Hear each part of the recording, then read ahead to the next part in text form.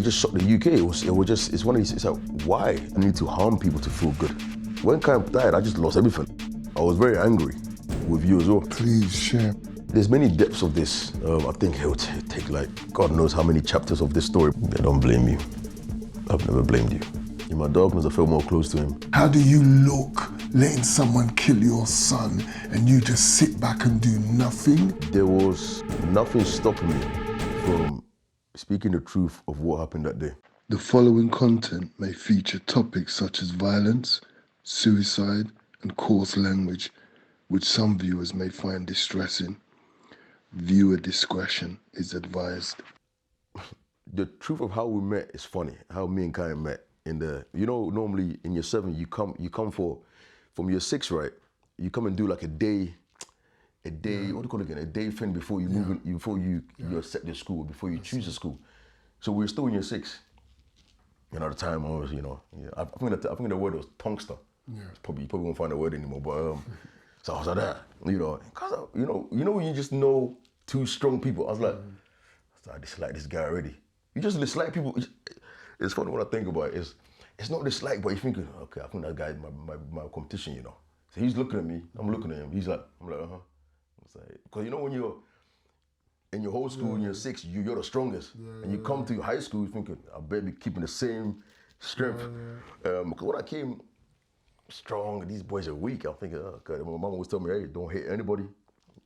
Don't hit anybody. I'm like, But when I came to high school, I learned a bit more English, a bit more confidence. And then we officially came in year 7. And, they lined us up, and then obviously the break time came. And we just knew how to find each other. I think he was looking for him, I was looking for him as well. Where's that boy that he's built like, he was looking for me as well. He's like, you right? Introduce yourself there. Nice to meet you. And then obviously our friendship group. Naturally, we just formed, I don't know how it happened, because they were equally strong guys as well. But there's something about our friendship. I don't know where it is. We were competition-wise, it was ridiculous. Barging each other.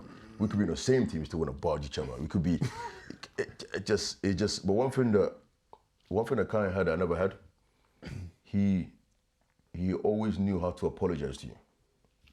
Because I grew up stubborn, I grew up prideful, but I had a lot of trauma as well. So, at one time we got into it. The thing about me and Kiyan is that we never physically got into it. There was always, we hold each other. Especially me knowing, at the time I knew that because he couldn't stop talking about how he's a boxer. You sure kind of had to throw a punch. Most of us, I knew how to grapple, I knew how to choke, because back then that's how we used to do in Africa.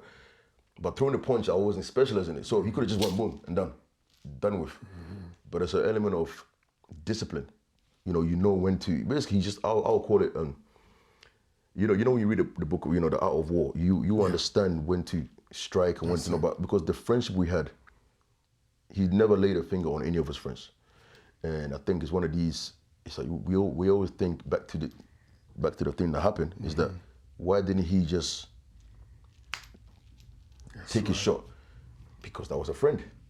That was a person that he knows. So, because I wondered that. Yeah. I went through a phase of being angry at Kiyan for not damaging this weak little fragile. Because that day, as I'll break it down, that day when if Kiyan just pushed him easily, he just didn't expect it. It's in life. It's just sometimes when you're too, it's up to you. I blame my dad when you're too generous. Sometimes when you're too loving and caring and people want to know about that day. What happened, man? The day. Where do I start? Well, I'll start from detention. Yeah. Mark. I seem to get myself in detention all the time, but my way of getting myself in detention, not because I was disrespectful to the teachers, far from it. It's more so, I've got a deep voice. I couldn't whisper. So when I used to come, Kiyan used to push me, moves, because when I used to come to people's table, they're like, oh no, again, because you have to be quiet. I will walk up, I'm like, hello. And the teacher will come, that's it, all of the class. So no one like sitting next to me, because I couldn't whisper, I couldn't do the whole, nope, I got deep voice and I gave one in trouble. So anyway, so that day I got myself in detention, and sometime the boys. So even at that early teens age, your voice had already Yeah, started oh my sounding God, my voice different broke from everyone. well, my voice always been deep, but my voice broke. I remember I came here, and the boys asked me, "How old are you?" I said, "They're like, how old are you?" I'm like, "I'm 11." They're like, "What?" Because they didn't believe me. He's thinking, nah, that's someone's father, man. That's you know the whole joke. That's someone's father. He's lying. He's got two kids in Africa. To that day, it was detention. Then normally some of the guys, some of our friendship group would leave, to go to the station. But that day, Kiyan waited for me. So I came out the gate. As always, Kiyan is with the girls. Girls admiring him. You got held back. Yeah, for detention. Yeah, so I got held back. He didn't go home. No, he didn't go home. He didn't go home. So because I told him to wait for me. Yeah. So I said, I got detention. So normally detention is a half an hour because I wasn't a bad student, so I wasn't disrespectful where they would give me an hour. Okay. So it's half an hour. So it was just miss talking to me, talking too much and all this kind of stuff like that. So yeah, Kiyan was waiting for me at the gate, and I remember like yesterday, it was the old school. So it's like a boulevard where Kiyan was sitting, and girls admired him. He used to his famous abs. So he used to button his so he would button his top all the way here, and and the rest of it would just be his abs. He's talking to the girls, yeah. Said admiring him, Kiyan, famous name, Kiyan. He loves it. And he saw me anyway. So, hey ladies, I'll talk to you later. Yeah. They all went. So Kiyan was speaking to one of the guys. So I just went ahead. I said, oh my God, I can't be waiting around, especially when you're with your friend and girls are speaking to him and they're ignoring you. You're not gonna stay around, are you? You can be like, oh, okay. Yeah, okay. I'll let him carry on. So someone was speaking to him. So I went forward first, and so I decided to go forward, and that's when I met Hanad, and me and Hanad. First, it was a very amicable response. I mean, in terms of interaction, I say, and then it quickly changed because at the time he was, smoking whatever. So he was burning some weed at the time, yeah. Well, I don't know where he was smoking, but he was smoking something. But he was smoking something, so put it back of his ears. And then I remember him saying that, man, you year nine boys think you're big, Because bear in mind, me and Kiyan I was known outside as fighting older people. I had a different story to Kiyan outside, People always trying to bully me, especially back then. My mom moved. Bear in mind, so my dad wasn't there at the time. My dad, there's so much into this. Even though I came and met my dad in this country, he basically went to Africa to do some business. He got stuck. So at the time I was 13, he came back when I was 16, right? So after the whole Kiyan thing and things like that. So, but anyway, so it was my mom, just me and mom alone. I was speaking to Hannah, and Hannah said to me that, you and 9 boys think that you're big and all that kind of stuff. I said, yeah, whatever. Anyway, so I kind of brushed him away. He's quite a solid guy himself. So we end up tugging, and he's trying to strike me, but he can't strike me. So we're kind of tugging on the floor. He's a strong guy. That's why he got me on the floor. And sometimes I think to myself, why couldn't I get him on the floor so Kiyan wouldn't need to come?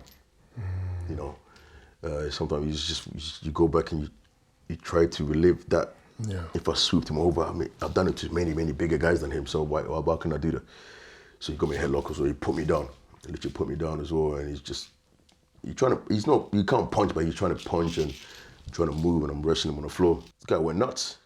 I thought to myself, so Kiyan saw that. Kiyan all I heard is that, oi, like, deep voice, oi, Hanad. So Kiyan quickly came over. So, what are you doing? So I'm still on the floor, like, tired. I'm still on the floor, tired. Again, the guy's a strong guy. And then he stood up.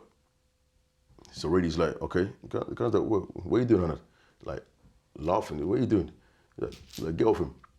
So Kiyan pushing, like, yo, get off him. So Kiyan pushed him like that, right? He told Kiyan, listen, don't push me. Push me again, so what I'll do to you. Like, talking about, it's Hanad. So Marcus, just imagine me being friends with you for so many years, right? Or me seeing you or being just like amicable with you, Just I see you in school, or maybe I see you in the youth center. You know what I'm about. You know that I can hurt you if I want to in terms of physically, I'm stronger than you.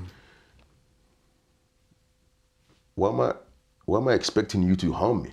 There's no beef here. There's nothing, right? I don't have anything you want. You definitely don't have anything I want. But the little backstory of the jealousy is there was a girl in school that come to find out that that was his girlfriend. I'm not gonna mention the name. That she liked Kiyan. She liked Kiyan. A lot of girls like Kiyan. But apparently, it got back to him. Would Kiyan do anything with girls? No, far from it. I mean, that's one thing that I know it may. I had many years to think about this, right? And probably the first time I'm saying this, I said this to some close people. And I said this that Kiyan dying a virgin. It made me happy in a way. I know it sounds crazy, doesn't it? No, it doesn't. Me saying that Kiyan dying pure and not being tainted, God knows, not being corrupted as me. And I think sometimes we don't really speak about the importance of being pure. And he was pure-hearted. And him, exiting from this world, how he came. For me, it's something that actually I find comfort in my heart that, he didn't, because God knows, I mean, I don't know how he did it. I don't know, because he was enticed by many older women, girls. His mom would tell you, girls used to line up in his house, having a pee. You would think he's a footballer, but. What, you mean a famous, already signed Yeah, well, he was because he just. Premiership baller? I would love to even ask him, why didn't you do it? Because one thing I know for sure is that his mom drummed at him that it's not worth it. No girl is worth it. You got football. You got one thing to care about: school, education, and football. You can never tell Kiyan to put on the gloves and go and rob. Good luck to you. He's no sheep. He doesn't need nothing. Because yourself and Trace is giving him everything. But most importantly, at the time, I didn't get that. I'll say this is not because my parents don't want to give him love, but just they express love very different. Kiyan want me to kiss him on his forehead, and I said, I'm thinking, oh God, I want to be all that. But Trace will hug me. I'm not his son. So he's kissing me. He's like, oh, mom, all that kind of stuff. My friend is here, trying to get away from that. You can't get away from this loving. But see, he grew up in a different loving household than I did. They had a very loving relationship. So when a child is raised like that, and he knew his boundary, key thing. He's loved, spoiled in love. He also knew that, okay, there's certain things I can't cross. That's why he's very respectful. I've never seen him raise a voice to his mother, anyone of authority. Compared to myself, who was dealing with my own troubles and couldn't fit in. So him being around me, or me being around him, actually balanced me in many ways anyway. So, but that particular day, Mark, so he pushed. So Hannah said to him, "Don't push me. You see what I'll do to you." Kiyan's like, what are you talking about? So Kiyan just, because he was in Kiyan's intimate space. We say insecurity. We said that he's in his. Oh yeah, he's in his face. He said, "Oh, so Kiyan, don't push me, And then Kiyan, in front of Kiyan pushed me before. He pushed him and he went back. Okay. But Kiyan's looking at me. So I'm getting up. Before you know it, he jumped and grabbed Kiyan.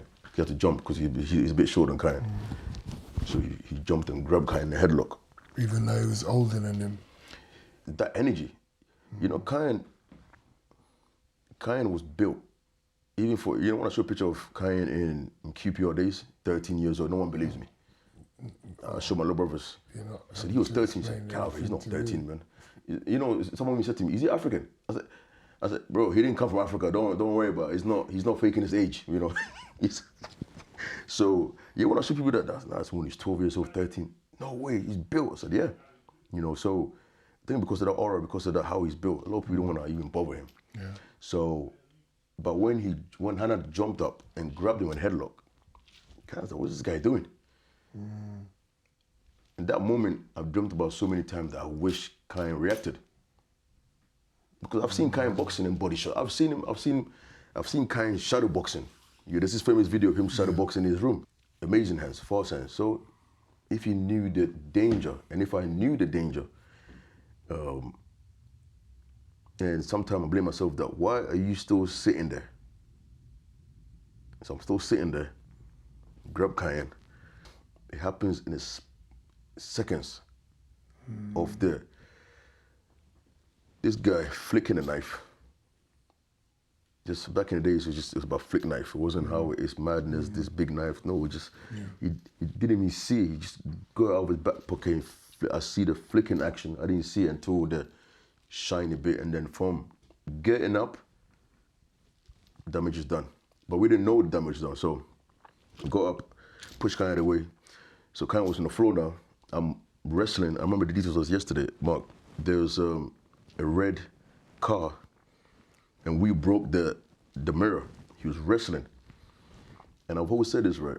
If it wasn't for Mr. Khan, which I would love for you to speak to. I found out recently that he's back home, he's teaching back home, but I would love for you to actually connect with him because he really was there. And I'll tell you about his side of the story. Because many people was involved in this traumatic day. If these two teachers didn't scream, yeah, he would have stabbed me. He was determined to stab me. So I grabbed him, he's just trying to go for me, he's trying to go for me underneath me. And then Miss Hernandez came and screamed, "Hey, boys, what you lot?" Because she couldn't see, because she thought it would play fine. "Hey, boys, what you lot doing?" And then Mr. Khan came out, so he stopped. That's when his hand loose, but he wasn't let go of that knife. Loose anyway, he just put it back. But before he left, one thing that made me, which you probably don't know about this, one thing that made me go mad, and I went looking for this individual because I knew where his mother, lived. He came to Kiyan while Kiyan was on the floor. At the time, Kiyan was sitting up with his legs spread because he was losing breath. He came to Kiyan and said to Kiyan, "Hey, Mark, I'll show you." He came to Kiyan and said, "Listen, don't snitch on me, yeah?" And he just ran off. And Kiyan just, first time I ever heard Kiyan scream. There's a difference between screaming for the ball. It's a different anger. It's a different pain. First time I heard Kiyan scream is the first time I heard Kiyan swear. I've never in my life, probably some of my friends have even heard Kiyan swear before. I don't swear, I don't use profanity, but Kiyan said, screamed, like while Hannah's running. "Hannah, why the F would you stab me?" Because he realized he's been stabbed. As I remember correctly, he was stabbed here, and stabbed one of his abs. I believe here was bleeding because I took out, before you even get there, what I did. So Kiyan was on the floor. I got Kiyan up. I said, "You okay?" He said, "Yeah, I'm just not breathing." So it's okay. So I'm okay. So as he got up, I remember him wearing this pink bag and this Winnie the Pooh hat. He said, I'm okay. And he said, "No, I'm okay. And as I let go of him, he just went, when you finish work, you're tired. You just lay on your bed. No support. Kind of felt boom. And I took my bag off and he turned around and again, first time I saw Kiyan with tears in his eye. He said he was trying to speak. He said, asthma, so can't breathe. So this is me stupidly, of course, come to know I was just pointlessly searching for something that wasn't going to help him. So I was searching for the asthma pump. The funny thing is he always keep it right here. He always keep it right here in the socks.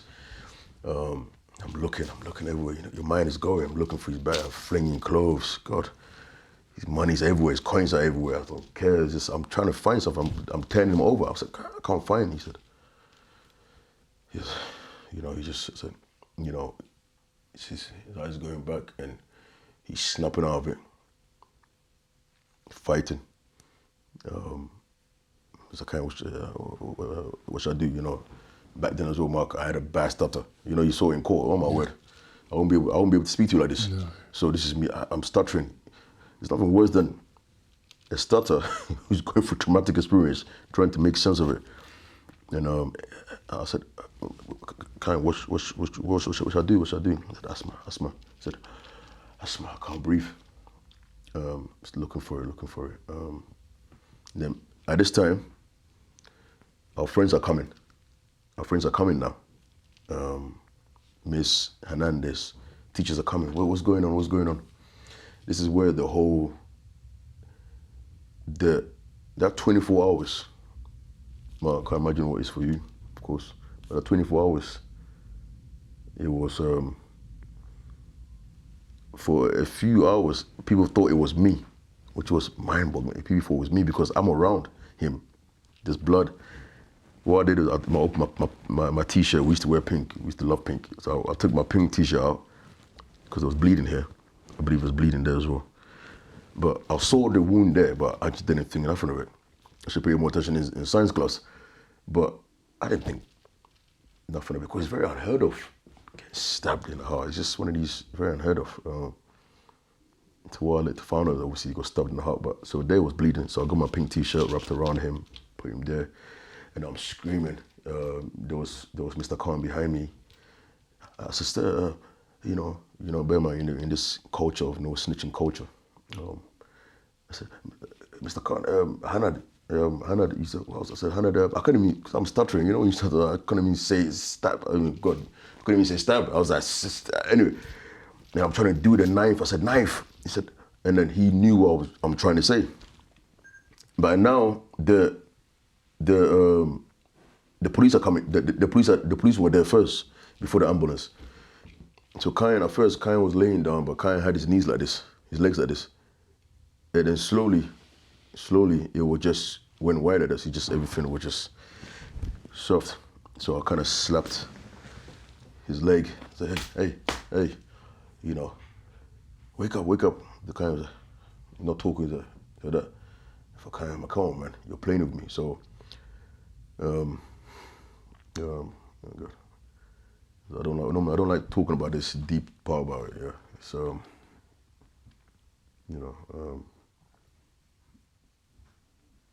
I told him to, stop playing with me, and so.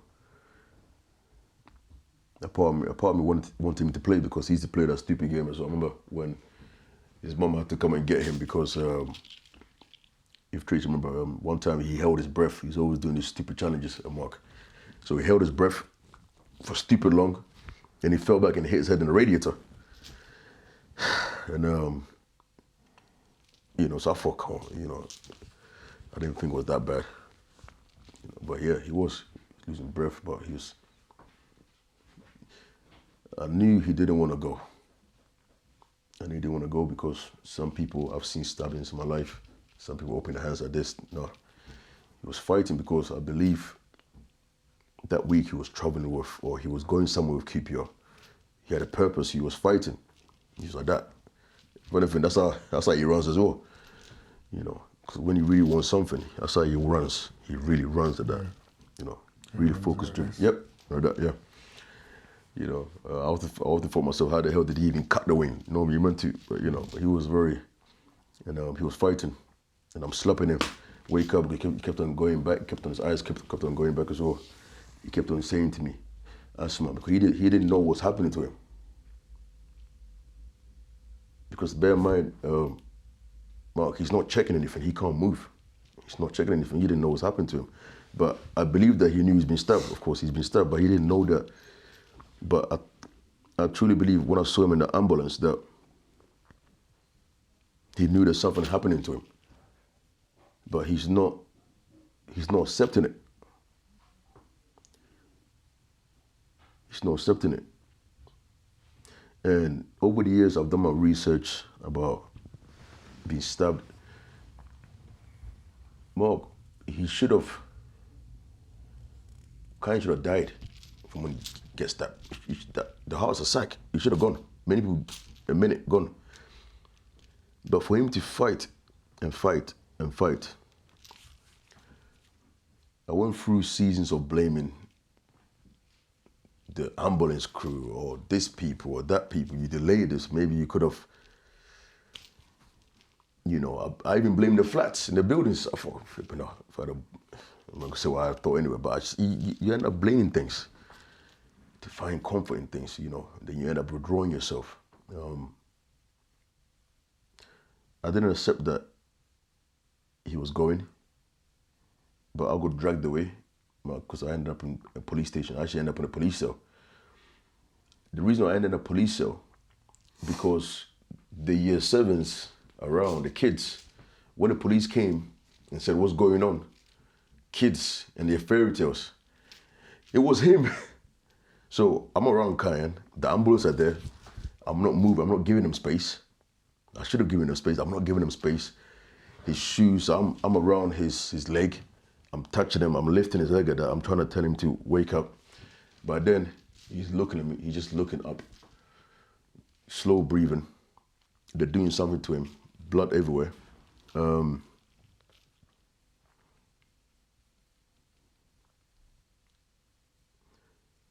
There's blood on my trainers, Adidas trainers.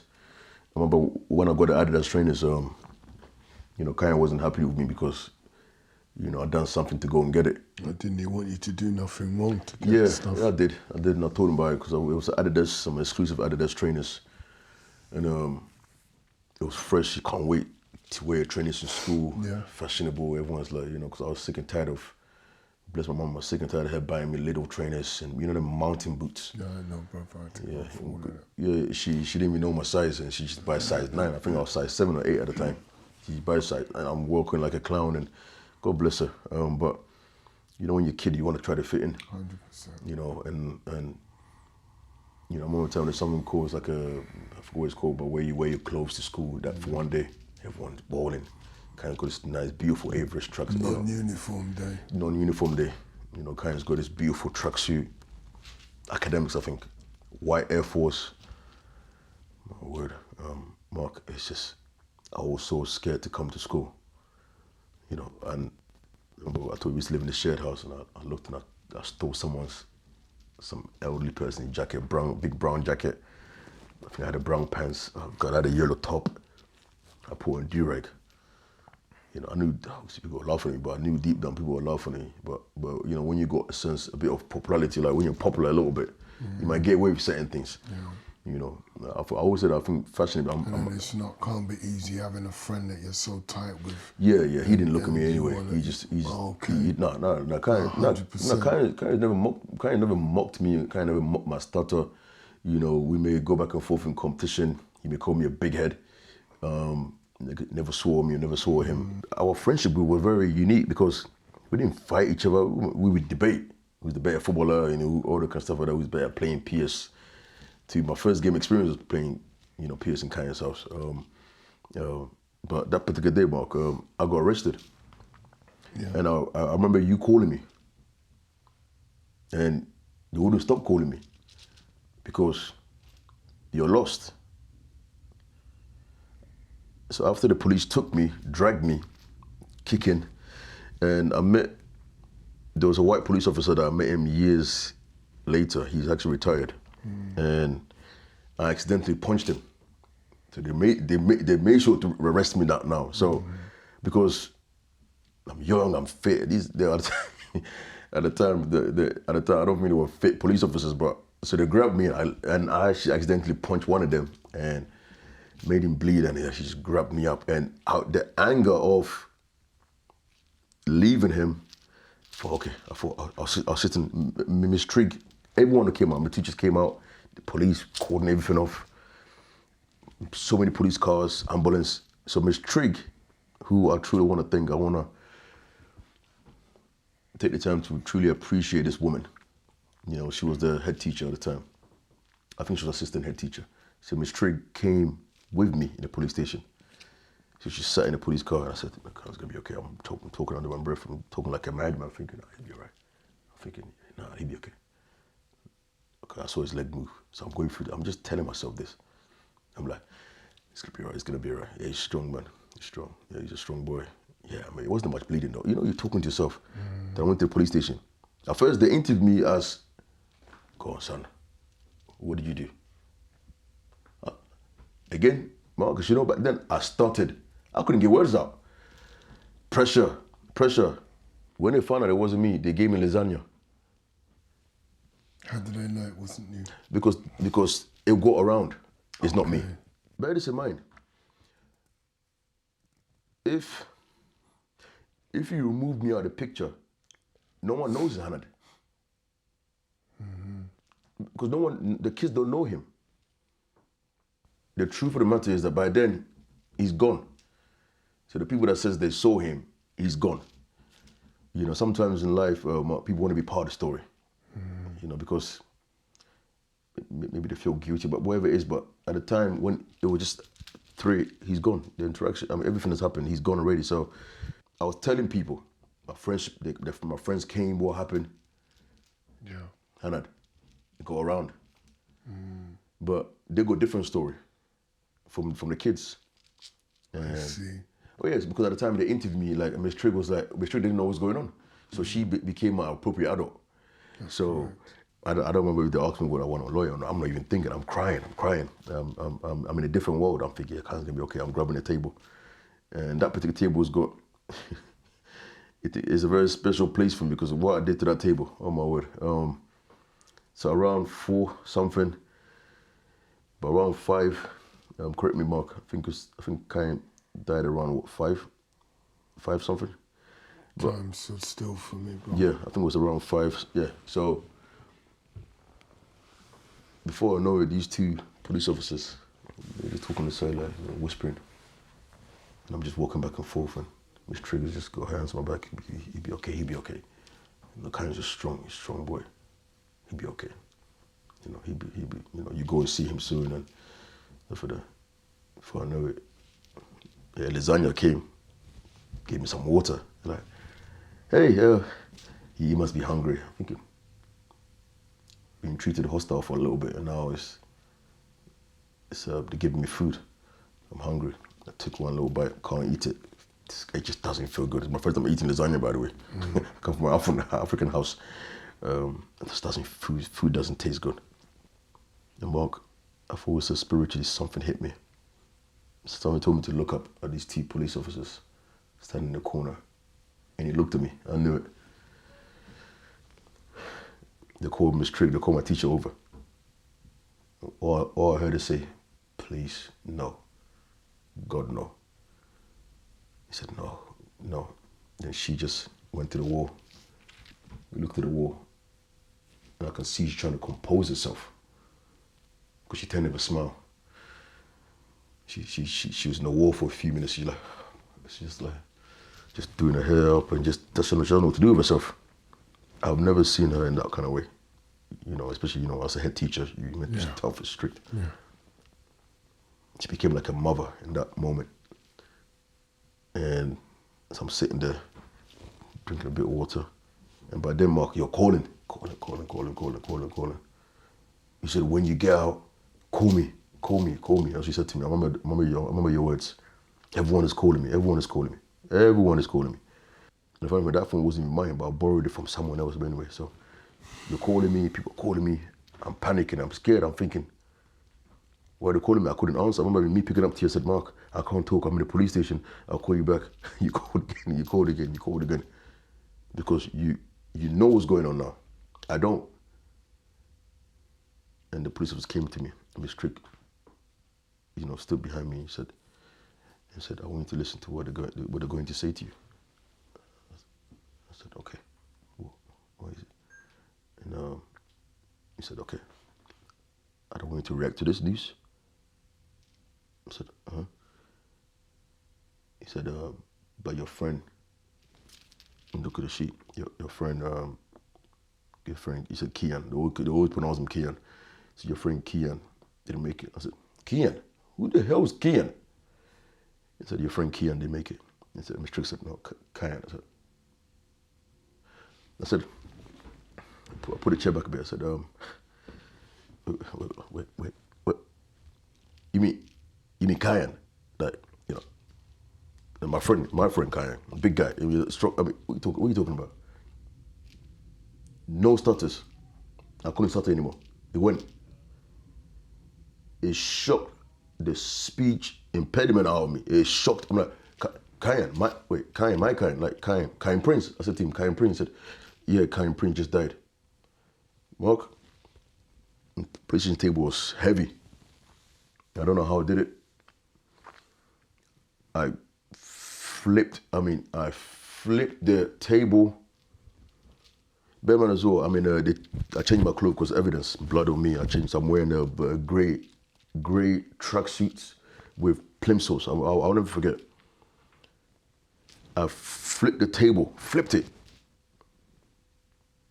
And the police, 10, 12 police officers came in, pinned me down, broke away. Got the table, because I said to the table, takes the center. Got the table again, I flipped it again. Miss Trick go out of the room. I'm on the floor, I'm crying. Oh my word. Never see me cry like that again, ever. I wouldn't allow myself to be in that space again. My body left me. I said, nah, not crying. I was talking to myself. Not crying. I said, Miss Trick. I hugged Miss Trick. I said, Miss Trick, they're lying to me. They're lying to me. Nah, Kiyan's still alive. Kiyan's still alive. I'm gonna, and they took my phone, but no. So Kiyan's still alive. They're lying to me. No, Kiyan can't die, man. You tell yourself all this story, you tell yourself all this, and they released me at night time. They didn't give my phone back to me, so no one can reach me. To this day, I don't know what they done with the phone. Wow. The police escorted me. The police took me with Miss Trigg, God bless her, took me home. There was no safe haven, of course. There's more people in the house. By then, it's in the news. My mom and dad at work. They used to work. God bless them. They used to work crazy hours trying to make ends meet. So I'm going into a room. I forgot to even pick up my little brother at the time. He was 2 years old. I forgot to pick him up because I had to go and pick him up. So my parents was calling my phone, but I couldn't answer. What was your journey like?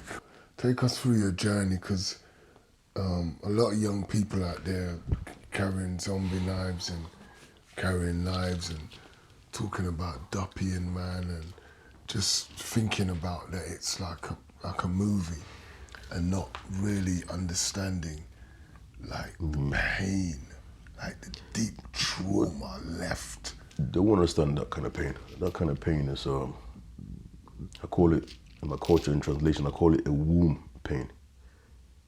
You've experienced it as a father. Tracy experienced it as a mother. I've experienced a different kind of pain where, especially when you know now you have a child, and you know, as we say, you're meant to leave this earth, you know, before your children. And your journey, bro. The difficulty is just trying to find a way through it. And I never knew about therapy, of course. By the time, well, you have to understand the time, there was a lot of things put on my head because we were dealing with Thug Fam, the gang that Hannah come from. So that's why I had 24-hour police protection. I didn't know that. Yeah. Well, they used to come and escort me to the, even before the trial. So someone, probably our friendship group somewhere, because you know we had Somalian friends as well, told them where I live. It wasn't my house. So the Indian man that rented the house to all of us, it's like 8 or 10 people living in the house, a 2-bedroom house, said he can't have that because there used to be, the back door was broken. Windows were thrown in someone's living room because again, they think it's our house. So someone's living room is actually people living there, in there. So, and they would say my name, the typical, I'm gonna cut your head off, I'm gonna do this, I'm gonna do that to you. Who was getting those threats, you? Oh yeah, I was getting most of the threat because there wasn't nobody. That's why I had to the police moved us from, the police for the council, because we had to get a council to get involved. So they moved us from one place to the next. I moved 3 different places. Then eventually I ended up in Harrow or that place. So they created all this pain, all this misery, and then you're there, that's your best friend, and people with this mindset. The street don't care, but they don't care about that. They don't care about that. To look out for them. They don't care about that. Because of this thing about because of the culture. Snitching. Yeah, because of the culture anyway. So and bear in mind as well. No, but it's really important that we actually just highlight that. You know, I want to make it very clear. You can see the foolishness in it. It's very foolish. I've always said that in Africa you can't play that stupid game in Africa. In Africa you can't play that foolish game. But one thing about me, Mark, is that there was no code on earth that I'm going to keep quiet about my best friend who, Mark, when I was struggling financially, money, I had no money, literally. Mom gave me £1 a day, and at the time it was 45p bus ticket. But you know the bus ticket used to have like a McDonald's voucher. But a McDonald's voucher was £1.99. I got £1. So what I used to do, I used to walk. And it's actually, I calculated with my partner, it's actually 2.7 miles from where I used to live in Edgeware to the school. So I used to walk it. My mom said, I'm so sorry, I can't give you more. I said, Mom, it's okay. You know, and I used to walk to school, and then because of, it's so bad, but because, you know, we used to bomb rush the bus, so I could escape, you know, paying it, you know. So that £1, I'm looking forward to it. But the only thing you can get is a cheeseburger, 89p. I think it was 79p at the time. So I'm left with, you know, a few pennies. But kind of will go into his little, you know, purse, I'll call it. He hates when I call it purse. It's not purse, it's a wallet. You know, the ones that, it's like the Nike one where you open it. And he would just simply, that's how I used to take £1 out. He would never, he'd take £1 out and give it to me. And he would take £1 out, I say, yeah. But guess what, one thing I love about him was that, Mark, he never gave me money in front of people. You know, he never gave money in front of people. I think it's almost, I don't think you can teach that. I think that it's just in your spirit. Because there's no way yourself or kind of mom said, do not give money. No, it's something that, I don't know where it come from, but it's in the spirit where you have been embarrassed or something like that. So he said, here's £1, he's giving £1 because I can get £2, I can get it. £1.99 junk food. That's beautiful, man. And he done it every day. He had that thought in his mind. Yeah, he was generous. One thing that, you know, we used to come to the house, you know, half-term, and I used to walk around, like, I've been in the house more than all the guys. I used to walk around the house like I'm the guy. And everyone's like, wait, bro, why you walk around like you live here? It kind of like, oh, leave him, you know, he comes all the time. I used to go make myself, I used to wear slippers, go make myself some sandwich. I said, guys, you want some? One of the guys, right, he's fine. He's like, why are you always moving like you live here? Man, this guy's like homeless. But guess what? I was homeless actually. I hear you. But I didn't know that. You know, because, and I put my hands up because I disrespected my mother so much. She couldn't take it. And she didn't kick me out. I just didn't want to go back because the fear of getting, you know. And I spoke to Kiyan. I said, Kiyan, I can't go back home, you know, because mom, you know, mom will hit me, you know, all that kind of stupidness, and I'm angry. He said, okay, so where are you gonna stay? I said, I don't know. I said, maybe I'll sleep in the Edgeware station, the bus station. One time, me and mom slept there twice because we didn't have nowhere to go. One near Christmas, it was snowing. I think at the time it was the heaviest record snow at the time. So me and mom stayed there because we didn't have nowhere. So she got a crazy story herself. So that's twice I've stayed in the Edgeware station with her. Wow. So I said, okay, well, I'll speak to mom about it. As soon as he said, come with me. I said, okay. So I took 288 to Broadfield, and before we went in there, I said, listen, okay, when mom comes, just sit in the kitchen, greet her, be nice. I said, okay. I sat in the kitchen and just gave him, hey, hi, you know, because she knows me. He said, hey, give me a warm hug. He said, right in front of me. She didn't think. He said, Mom, it's okay if he stay with me because, you know, he's having trouble at home. Is that okay? I said, okay, go come. Took him to the next room. But you know him? He said, oh yeah, you know, I'm good friends with him. You know, I trust him. You don't know me from Adam in a way, but he knows my energy. He knows my aura. He's been in my home. None of my friends been in my home. Because I was embarrassed. Oh God, I was embarrassed. He didn't ask any questions. He just said, a part of him knew that it's not my house entirely because it's just different. There's too many shoes. It just, you know, but he trusted me, you know, for me to, I was the only one that consistently used to come to the house. He never told, you'll come to this time. No, he would tell me his schedule, his football schedule.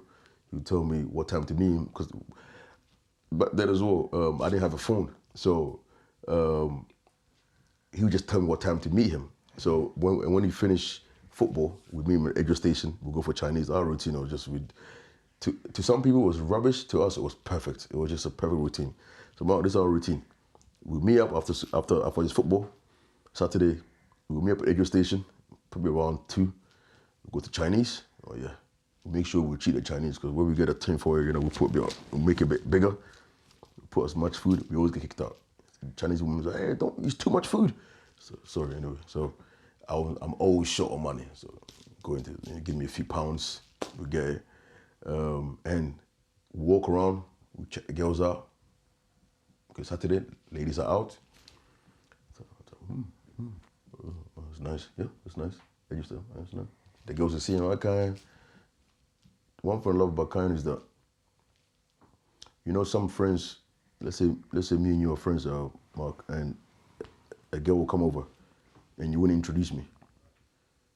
He always introduced me. Hey ladies, oh, this is my friend. I've known people that, because they're scared of introducing you, just in case. No, you didn't care. You know who he is. So that's my friend.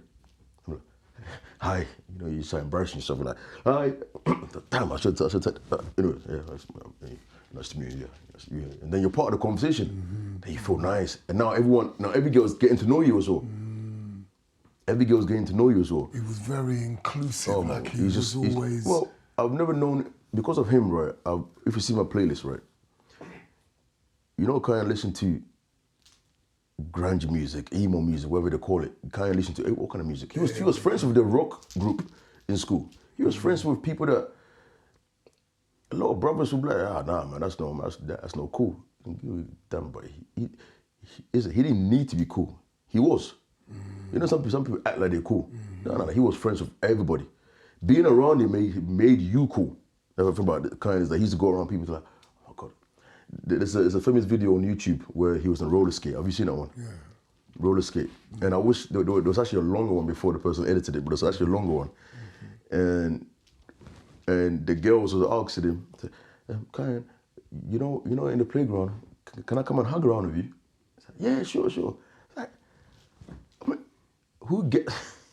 it's not because he's got many girls, it's just because his looks, yes, but because he's a respectful individual. He's never had any bad interaction with anybody. He's just one of these rare spirits that is just, in life, I've always said that I wish that I had kind of discipline.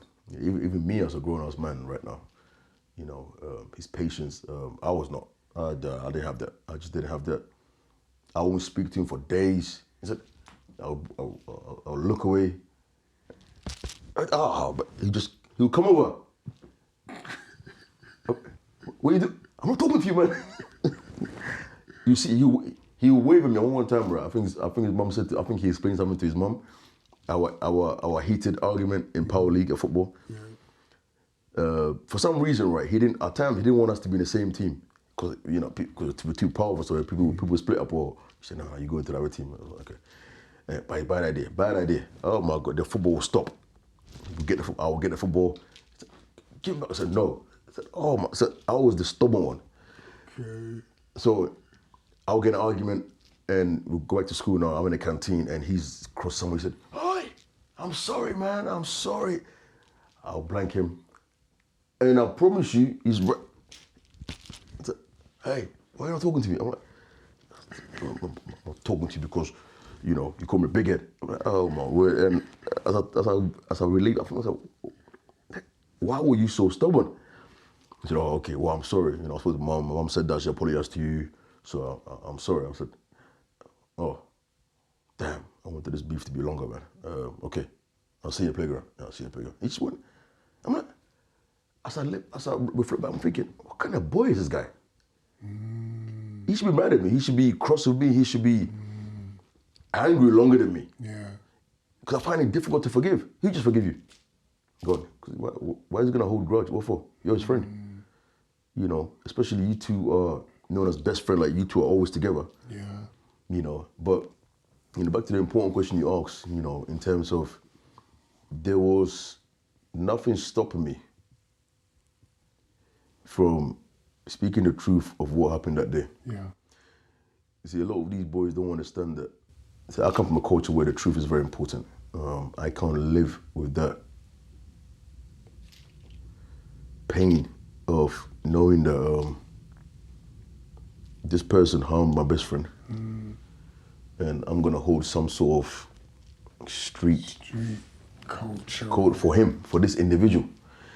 So no, and the pain that this individual caused, the pain to yourself, to Tracy, the family, the life, the powerful life that he stopped.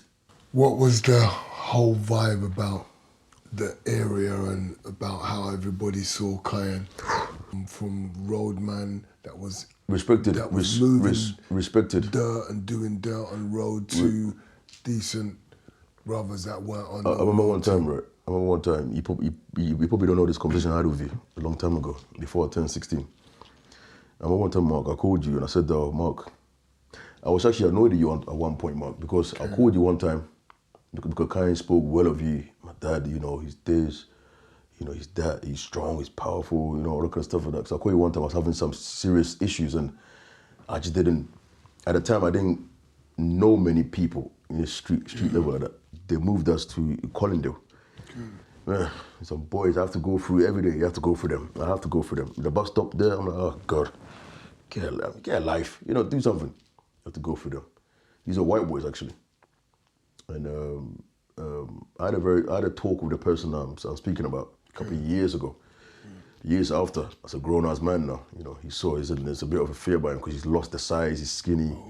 He was scared. He thought, no, I'm gonna do nothing. I come in peace, but I wanted to understand, just for my own peace of mind. Peace of mind, a little bit of trauma. So I used to finish school.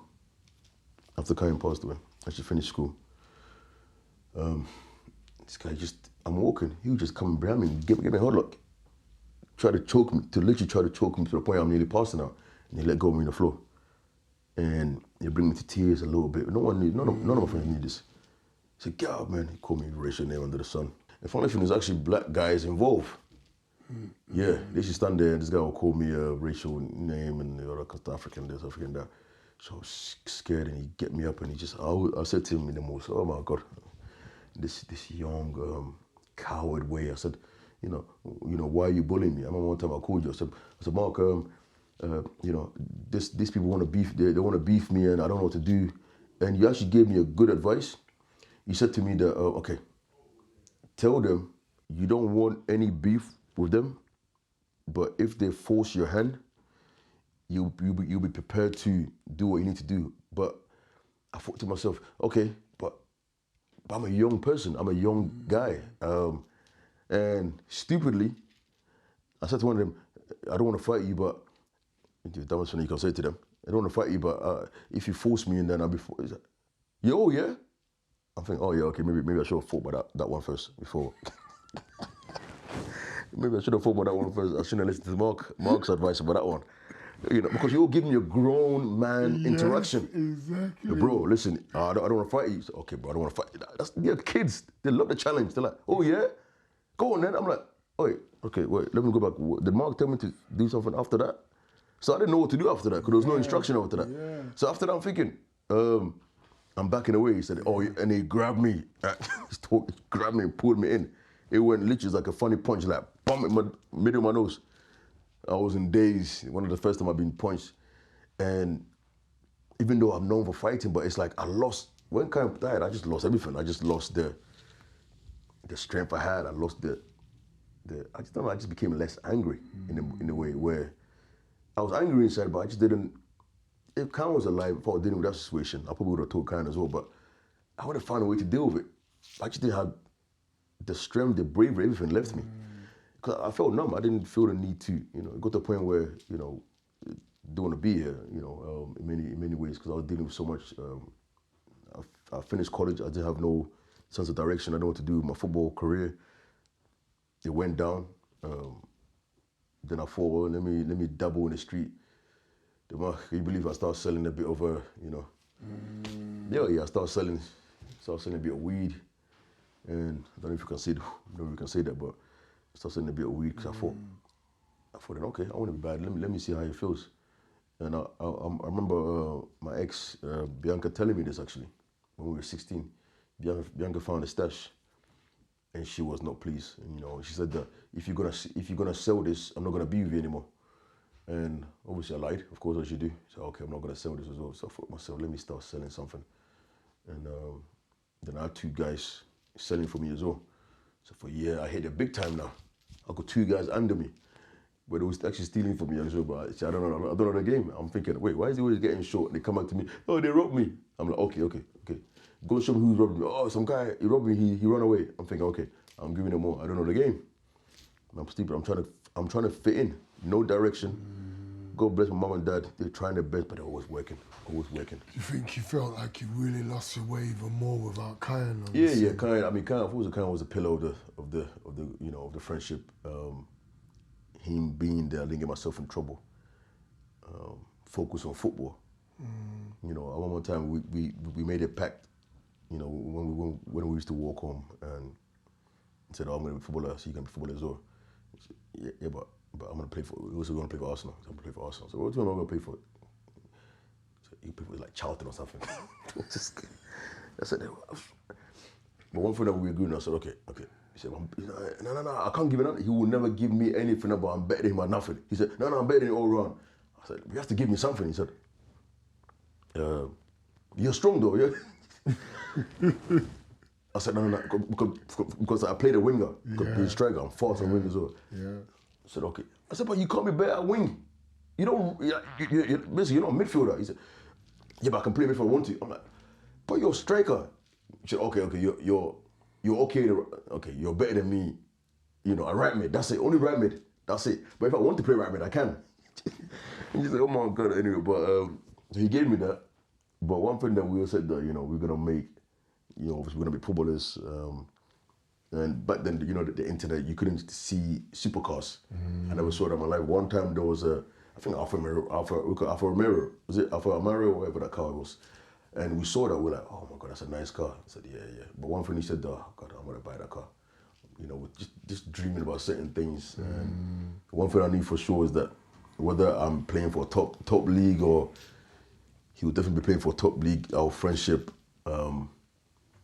will always be there because it was a very healthy competition. You know what interests me as well? How did it impact the community, different people in the communities? He had a lot of people that loved him. Yeah. And I want people to understand the impact, the far-reaching impact that taking people's lives has on people in the community. Well, when Kiyan died, we had a mutual friend that were in Portugal. Yeah. The news actually went there, and she called. She said my Kiyan died, and she came over to the funeral. The funeral alone, I wish if there's a clip of the funeral, I think there's still images. Yeah. I think over 1,000 people came. There's a lot of people was outside. Yeah, because you couldn't fit inside. You couldn't fit inside. But when we speak about the community outreach of what your son meant, I've been to a lot of funerals, especially after Kiyan. Some of them even a young rapper's funeral that we're working in security for. Only 100 people came. And that's a rapper. He's got a lot of fans. Kiyan touched so many. I would say while Kiyan was living, Kiyan probably knew 100 people that he knew, like name-wise. Yeah. But maybe another 100 have heard of him. Let's say 200 people in total. Let's say 200 people. But what makes 1,000+ people come to his funeral is because of in life, I've always said that the legacy, or a good legacy of you, is what people say about you, when you're not here. I'm saying to you. So when he didn't need to brag about who he is, it's just the words, like who he is spread. We spread it, people spread it. And when people heard his story, and when people heard who he is and the circumstances in which he left, it just, one thing about Kiyan is that we kept his name going. We always kept his name going. We never stopped speaking about him. And people always wanted to know who this amazing young man was. And his death like Damian Taylor, shocked. I would say it shocked the UK. I mean, it just shocked the UK. It was just, it's one of these. It's like, why? And it was senseless. It didn't make sense. It still doesn't make sense. You know, so when the impact of his death, the impact of knife crime, the other side people don't understand when they do it and the heat of the moment is the devastation that they bring. I mean, because Hunted action didn't just take someone's son. It destroyed lives. So tell me about some of these stories of friends. What's been the outcome? Some friends that I know, some friends, drugs, jail, stop their dream. 1 or 2, 3 end up in a good way, good job, living well. Majority, God knows where they are, where they are. For myself, I tried to be the baddest. I was one of these, and I can speak freely about this, being for therapy about it.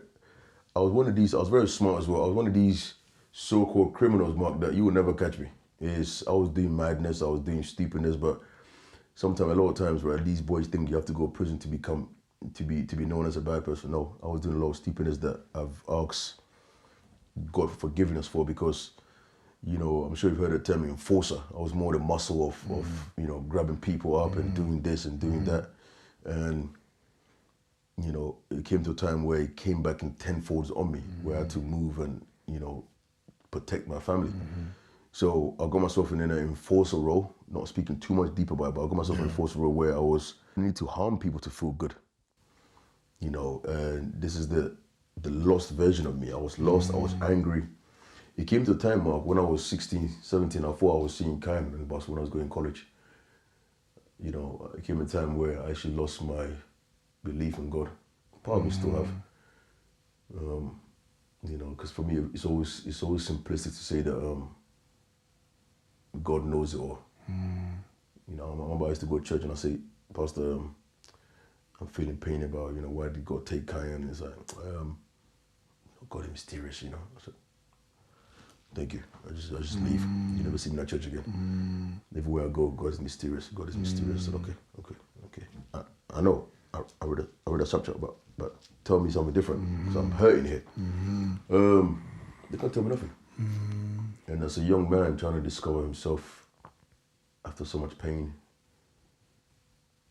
trying not to go on the path of friendship, the friends that have been in that path, the best thing you can do is just run away. That's why for many years you didn't know where I was. For many years, Tracy didn't know where I was. For many years, people might see me on social media. Nope, didn't know where I was. I just ran away for a little bit. I went to Africa for a little bit as well. Is that because you were struggling mentally? Yeah, I was struggling mentally a lot. And then obviously I felt the shame for the blame. I've always felt like it's my fault in terms of, I still feel like I should have done something. I thought for many years, I was dealing with when I was 15 years old. One more time, the amount of girls that used to hate me. There's many depths of this. I think it would take like, God knows how many chapters of this story, but so many girls, when I used to finish school and go to Edge Station, I used to hear whispers. I knocked one of them. Why's the girls? Oh yeah, bro, they blame you. What happened? Yeah, they said it should have been. Many people said to me, it should have been you. But bear in mind, you got 2 friends, right? Let's say there's 2 twins. They're equally brilliant, but one is just bad. But one is a star of the community. Oh my, one is just the beacon of star. Just everyone gravitates towards him. He solved people's problem. And then you're the one that's alive. It's like, girls look at me like, oh my God. Like, ew. But the funny thing is, right, but slowly some of them start turning around, right? And I caught myself slowly morphing into Kiyan. Because when I stayed in Kiyan's house, I know I'm going around a lot of the story, but when I stayed in Tracy, when Tracy welcomed me, I stayed there for a little bit. This was after Kiyan died. After Kiyan died, yeah. Around us quite yeah, a bit. I got to be around, right? I felt good. I've always wanted to be the son that Tracy wanted, because I couldn't be close to you. Yeah. because I couldn't be close to you, so I got close to Tracy, and Who couldn't you get close to? Me? because I didn't know. First of all, I didn't know how, and there was an element of when I was a young man, Mark. The first time I met you, I was playing PS2. It was a PS. I was playing a PlayStation game. I think pro soccer. Yeah. And you came in the house, and you know me and Kiyan were young boys. See, I think like to us you were big, so we're kids. I'm thinking, and you know I think at the time I think you came in topless. I was like, oh my God. I was like, oh yeah, you don't want to mess with that, Dad. You know, but Kiyan didn't capture the way he speak about you until I mean all the boys you say until we see you. I said, okay. So there's an element of fear because you're a young man, you're part of something that this man lost his son. You don't know how he feels about you. You don't know what he thinks about you. You don't know what he thinks. Why couldn't it be him instead of my son? Oh, you go through that fear. Through thoughts. Because I couldn't get close to you. I think obviously, well, you might want it to be grief. me. Your grief. And plus, what I saw, you know, the anger of what I saw. I remember a time it got so bad for you, Mark. It got so bad for you. I don't even remember this. Sometimes you might not because of the pain. It got so bad for you, right? When you came in the house, it was very early on, and you held into Kiyan's t-shirt. You were actually in your boxes, you're topless, in Tracy's house, and you're walking up and down. And you said to me and some of the school friends that, and I'll quote, you said, you know, when I get better, I'll speak to you lot. So we didn't want to bother you because you were in your own space. You were literally, you had Kiyan's clothes. You're pacing up and down, you know, and you were saying these words, my son, you know, you're just going up and down. So why, as a 15-year-old, am I gonna, you know, I don't want to be crossing the storm. I didn't know your mind, your frame of mind. Yeah. From what I was thinking, okay, he's grieving in a different way. Yeah, so I just stayed where, like, who I knew, which was Tracy, you know.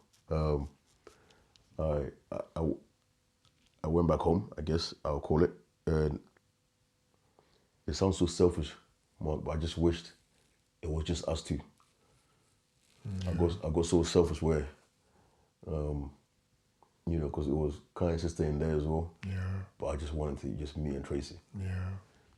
It sounds bad, doesn't it? I know, No, but I just wanted to me and Tracy. I wanted to love her as much as Kiyan loved her. I wanted to, you know, at times I don't know. There was times where I get emotional for me when I think about this. I know she could never. I mean, it's just I wanted her to kind of look at me as a son. Yeah. Not there's saying that you're like a son to me, and there's feeling it's different. I want to take her with pain. I remember one time there's two occasions where we cried together like on a bed, you know, because I came to her and I said I couldn't sleep, and we talked, and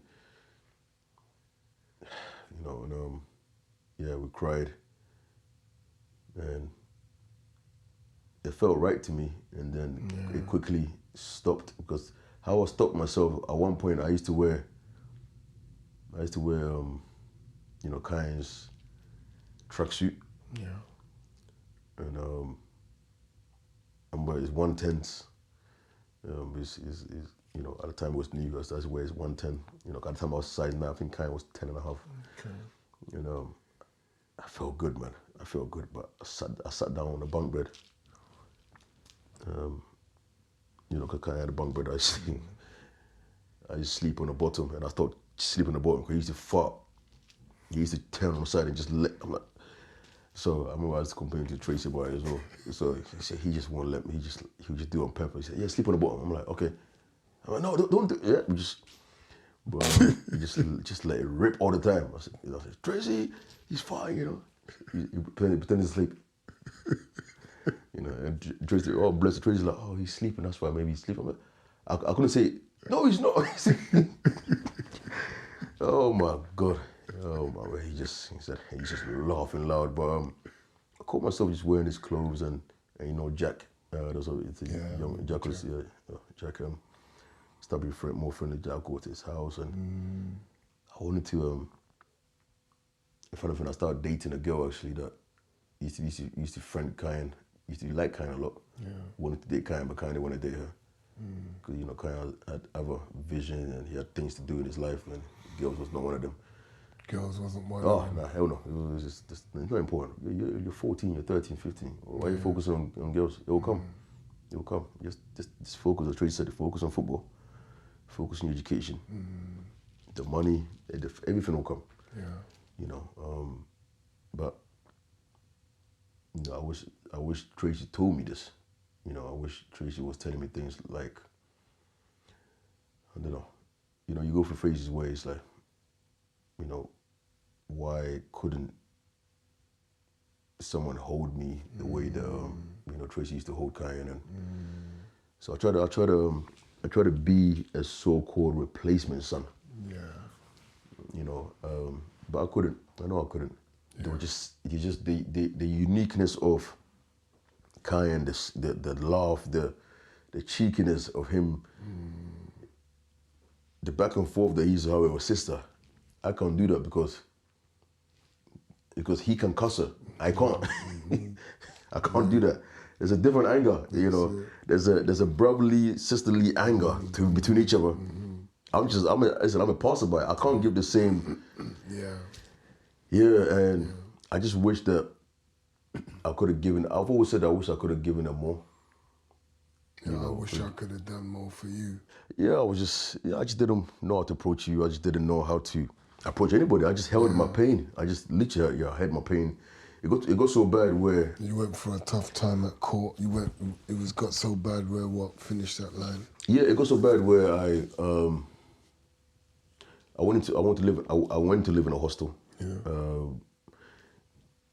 Before all that, Kiyan mother was trying to find me a place to live with the council.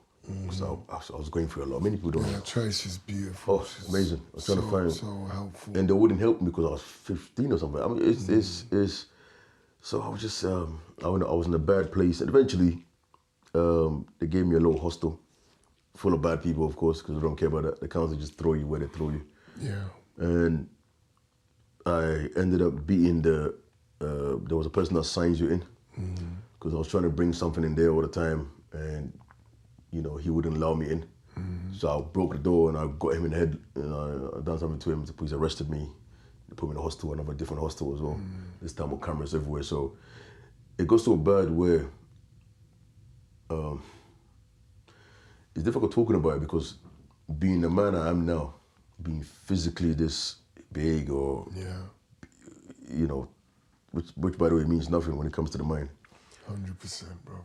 I tried to take my own life, and my mother coming to the hospital crying and in shock that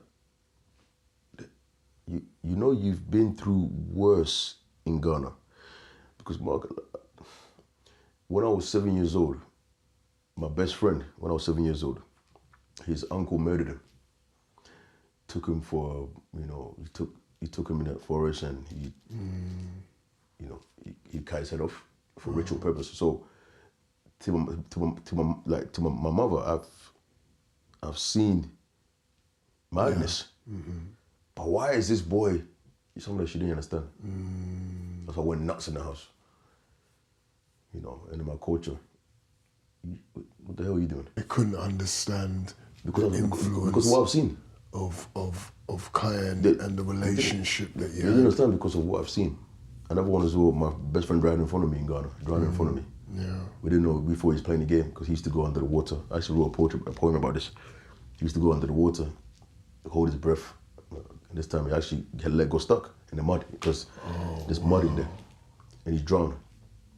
And we just literally, we're just there, watching him. Oh, that's peak, man. And then he flew, and then his parents came and dragged him out.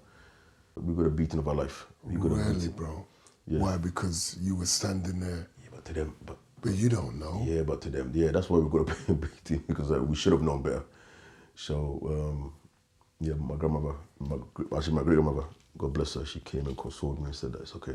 You didn't know. I said, so I've known what I've been through. So she's like, and she didn't mean that, but because it's not about kind, it's about, but you've seen worse. But it's a different kind of love. It's a different, I've learned love. I never knew what love is. So I've learned love. I feel now. Back then I didn't, by the way, I cried, but the following day I'm playing. When Kiyan died, I cried. The following day I wasn't playing. It's a difference. Yeah. And God knows I love these two amazing kids. Yeah. They were part of we used to wake up catching dragonfly. We used to have a real adventure together. Yeah. So Mom said, why are you always angry? Why is that for that? You know, I just went down and smashed up everything in the house. And that's not how you treat your mother. You know, obviously you have to honor your mother. That's not how you treat me. But I just didn't know I couldn't control my anger. Even now I still struggle with my anger. I struggle with my anger a lot. Because I haven't mourned Kiyan. I don't know how to do it. I haven't grieved Kiyan. I don't know how to do it. I like talking about it too much, too deep, but I get angry. I stop myself. I like to go a different path. That's what I've done here. I'll be truthfully. When it gets difficult, I just tend to dive off to a different place, and sometimes people don't notice it. I'm like, okay, the person hasn't brought me back to the story yet. And because it gets to a part of it where I get angry. Maybe you could have stopped it, you know. I've got kids now, and it sounds nuts what I'm about to say, but for me, it's just taking, you know, sometimes I ask myself, would I be able to survive that? I mean, would I, if I could do all of it again, why couldn't I, or why didn't I allow Hannah to even stab me as well? You know, so we can be together. I actually wrote, again, because I write a lot, I wrote a poem about me and Kiyan leaving this earth together and still carrying our friendship together in a different realm, in a different life somewhere. Because in our African spiritual beliefs, we believe that, you know, I thought myself, maybe I should have left. It got to a point where I'd done that. That's why I ended up in hospital. How do you try to go out? What means was you going to take? Well, it was one of the Britain's coldest night. Cold. Oh, it is cold. Actually, I think it reported many people died actually. A lot of the elderly people died. Yeah. What I've done as well is I don't drink alcohol. So what I've done is I remember it was yesterday, I went to the off license. I bought, not Courvoisier, it was Hennessy. Okay. I bought Hennessy, 2 of it. I bought 2 of it, down it quick. I'm like, huh? If you don't drink, you think, I've seen people get drunk at this. It hasn't kicked in yet. I drank 2 bottles, I'm like, open my mouth and just down it. I'm like, oh, nothing's happening to me yet. Down one again. Oh my God, nothing. I was sitting at Buster, by the way. Nothing's happened to me yet. I had my rucksack on. I knew what I wrote, what I needed to write to my daughter. I'm thinking, nothing's happening to me. I actually went to Google, how do you get drunk? And they said you have to mix cocktail. I'm like, okay, I'm back again. So I said, have you got a cocktail? I said, no, I don't have a cocktail. I said, whatever. I said, can I have another one, please? And she looked at me and said, oh, you came to buy another one? I said, oh, it's for my friend. I got another 2. This time I bought the vodka. I forgot what it's called. I bought a vodka anyway. So I down another Hennessy again. So I'm getting a bit sick. It's just, I'm not drunk, but I'm getting sick. My belly's getting bloated. So I'm going halfway through the vodka bottle, and I'm like, oh, okay, it's working. Now I'm getting a bit dizzy. I'm like, yes, it's working. So the point of it was that I wanted to do it through alcohol poisoning. You know, I wanted to do it through the alcohol poisoning. You know, so much of a coward as I was. I didn't want to cut my wrist. I thought about it, believe me, thought about something. So I got a knife at one point. Oh, yeah, it's too painful, man. I can't do that. Yeah, that's not for me, man. Did you start vomiting? No, I didn't vomit. So I didn't vomit. So that wasn't the way. So I got tipsy, very, very tipsy. So there's a roundabout in Harrow. There's a roundabout where cars are going around this way. Very busy street. So is it God?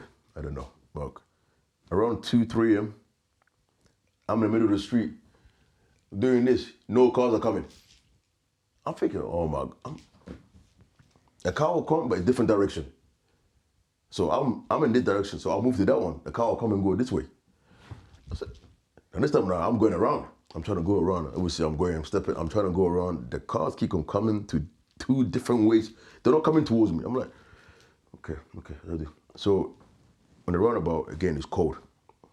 So what I decide to do? Strip myself naked. So strip myself naked, my boxes, bag, everything in my bag. And the police found where to find my bag. So I'm just laying back like this. I got so comfortable about going. I lost my friend. I thought to myself, through suicide, wow, it's not that bad. What's everyone talking about? It's just, Mark, now I understand why it's so, I won't say it's easy, but to turn back is so difficult. I just felt like, oh my God, it's actually a good way to go. I was just felt peaceful. I could see myself sleeping, but I was cold. All of a sudden, I got what's coming from my nose. My nose started bleeding. Too much alcohol, my nose started bleeding. I didn't vomit, but my nose started bleeding. So it started bleeding. Normally, I just didn't take care of it. It's a lot of blood, everyone, a lot of blood. So I was there for a few. They said that I would have died if I had like another half an hour left. So I was so freezing that my breathing was so bad, and apparently I've got a large heart. So it's one of that saved me. Because West African men, we have a large heart. So something apparently that saved me as well. So they said that for some reason my heart was controlling my. It's just they explained to me anyway. They sat me down and explained. They said you are lucky. You've done a scan. You're this, you're that. Anyway, all I knew is that I woke up in hospital. I was gone. I was going to die. I woke up in hospital with a tube in my mouth. I didn't know where I was. I lost, let's say, 24 hours. But that wasn't going to stop me anyway. I was admitting that now I know how it feels. I'm like, okay, I'm going to take it more serious now. I want to be more calculated now. So the other one was all the way in River Thames. I'm not good at swimming. I thought to myself, let me do this properly. Let me get drunk. So now I know that it takes me 3 or 4 bottles. Drink is stupid like that. Just go up and down. So I done that again. This time I use vodka instead of, again, I don't drink, I use vodka. So in the River Thames, there's always interest. No one minds it. That's why nowadays there's many bodies people committing suicide because there's no police around. I knew no one's gonna find me. Yeah. I wrote what I need to write. I still got letters to this day. I drunk. And there's a stairs leading to the river. Yeah. And it's got chains around it. Like it's going to stop you. Yeah. I just went underneath that. And took my top off. I just took my top off. I was wearing my trainers still. And I was trying to find, the river's there, but something was stopping me. My feet keep on getting stuck. I was trying to walk. I'm like, huh? And all I hear is these 2 guys and a woman scream, "Oi, what are you doing?" So I was trying to run. As I'm running, I'm drunk. Because there's first to say, there's the bridge, it's like close to the bridge. My face hit some wood. I was knocked out. So they came, grabbed me. I'm thinking, I'm speaking a different language. I'm speaking my language to them because I'm knocked out. And he put me down. I think the guy was either Welsh or Irish. He said, "He's trying to kill himself, mate." And this man stayed with me to this day. I wish I knew this guy. I wish he stayed with me to the hospital. No, I'll stay with him. His wife went away and his friend went. He said, "No, I'll stay with him. He's speaking to me. He said, "Well, are you a nutter? What's wrong with you? Why are you trying to kill yourself?" I'll be honest with you, I didn't know I was trying to kill myself. So when he said this to me, he said, I was in denial. What? I can't remember it. The police said, "Well, yeah, you try to jump into the river." What are you talking about? By the way, I parked my car there for a few days. I got, I think, like £1,000 fine. I said, "What are you talking about?" I didn't try to kill him. I would never do that, in denial. Because that particular one, I don't remember it. To this day, it's so blurry for me until I got there. They explained to me what really happened. So, but there was another attempt, but I stopped. I stopped because of my daughter. In a sentence, what was you escaping from? What was escaping from? Not knowing what I wanted in my life, escaping from the pain of being around so many deaths. It came to a point where I felt like I'm cursed because I've lost, well, 3 best friends now. One when I was younger. I thought myself, well, I wasn't meant to be here anyway, because I was not meant to. I'm a miracle child. I wasn't meant to be here. You know, my brother died when he was 5 years old. My mom lost 3 miscarriages. I came as a miracle baby. I was not meant to be. So I thought myself, if I'm not destined to be, even though my mom told me that if you leave this earth, I'm going to do this to myself. You are this, you're that. These are the things that you were telling yourself. Yeah, well, I was telling myself, and if I was telling myself, but I became a loser in many ways. I just doing jobs, £5 an hour, £5.50. Person that well read. I became lost where I just think to myself, it got to the point where I'm thinking, I'm looking for answers. I'm thinking, well, if Karen was here, and I would have done this, and if Karen was here, well, I was living in the past too much. I was living in my glory days of being the fastest in Barnet, one of the fastest in Barnet. Looking at my old certificate of maybe I should have stayed in school. It was misery every single day. You were stuck. I didn't know how to move. With that, in those times of you and Kiyan being best friends. Well, yeah, because I used to carry Kiyan's picture. I don't have tattoos, but I wanted to, because of Kiyan, I pierced my nose. You know, Kiyan pierced his nose. Yeah. Because of Kiyan, I pierced my nose. You know why he pierced his nose, innit? I think maybe because of you. Why did he wear pink? You know the pink one? I don't know about the pink one. I'll tell you about the pink one. I told my son about the pink from when I was a little youth. That was it. He started wearing pink. He started wearing pink. See, I made a lot. But guess what? I followed suit. Started wearing pink top. Because by the way, it's meant to be white top. Yeah. But Mr. Rosenberg, who passed away, I heard that he passed away, our PE teacher passed away. Mr. Hastings as well. I don't know if you know Mr. Hastings. Our teacher, Mr. Hastings. He came to court one time. Okay. Yeah, I heard he passed away as well. Did he really? Yeah, he's the one of the teachers that actually believed me. When I was leaving school, he came and gave me a football academy. Yeah. College form. He said, son, apply for this. Because he knew I was lost. He knew I was lost. We couldn't reach you because we didn't really know, how bad it was for you. Well, yeah, I mean, many people didn't know how bad it was for me. Do me a favor. Yeah. Share with me what 3 court cases were like for you. Bad. And actually, a part of me, well, not a part of me, I was very angry with you as well. Please share. You know, I got to the point where, because, man, I started, Yeah. you were there. Yeah. Bad starter. They were grilling me. Yeah. And then you did what you did. Yeah. So I thought, this man messed up the court case. So now I have to go back again. Yeah, and tell me what I did. Because apparently you spoke to the juror. You just spoke to, I think you said, do you know what my son is going, Yeah, I said, you know what, the family's going through. The family's going through, that was it. They made us have to go through the witness. And I remember them, again. And I literally remember them coming to tell me my house, and oh my word, I just don't want to do it. Because of just the speech, I just couldn't get my words out. What was you finding so difficult? Because it was a real struggle. I was nervous. Yeah. Because it was almost like the case laid on you. Yeah, it was. Because you were there. Yeah, yeah.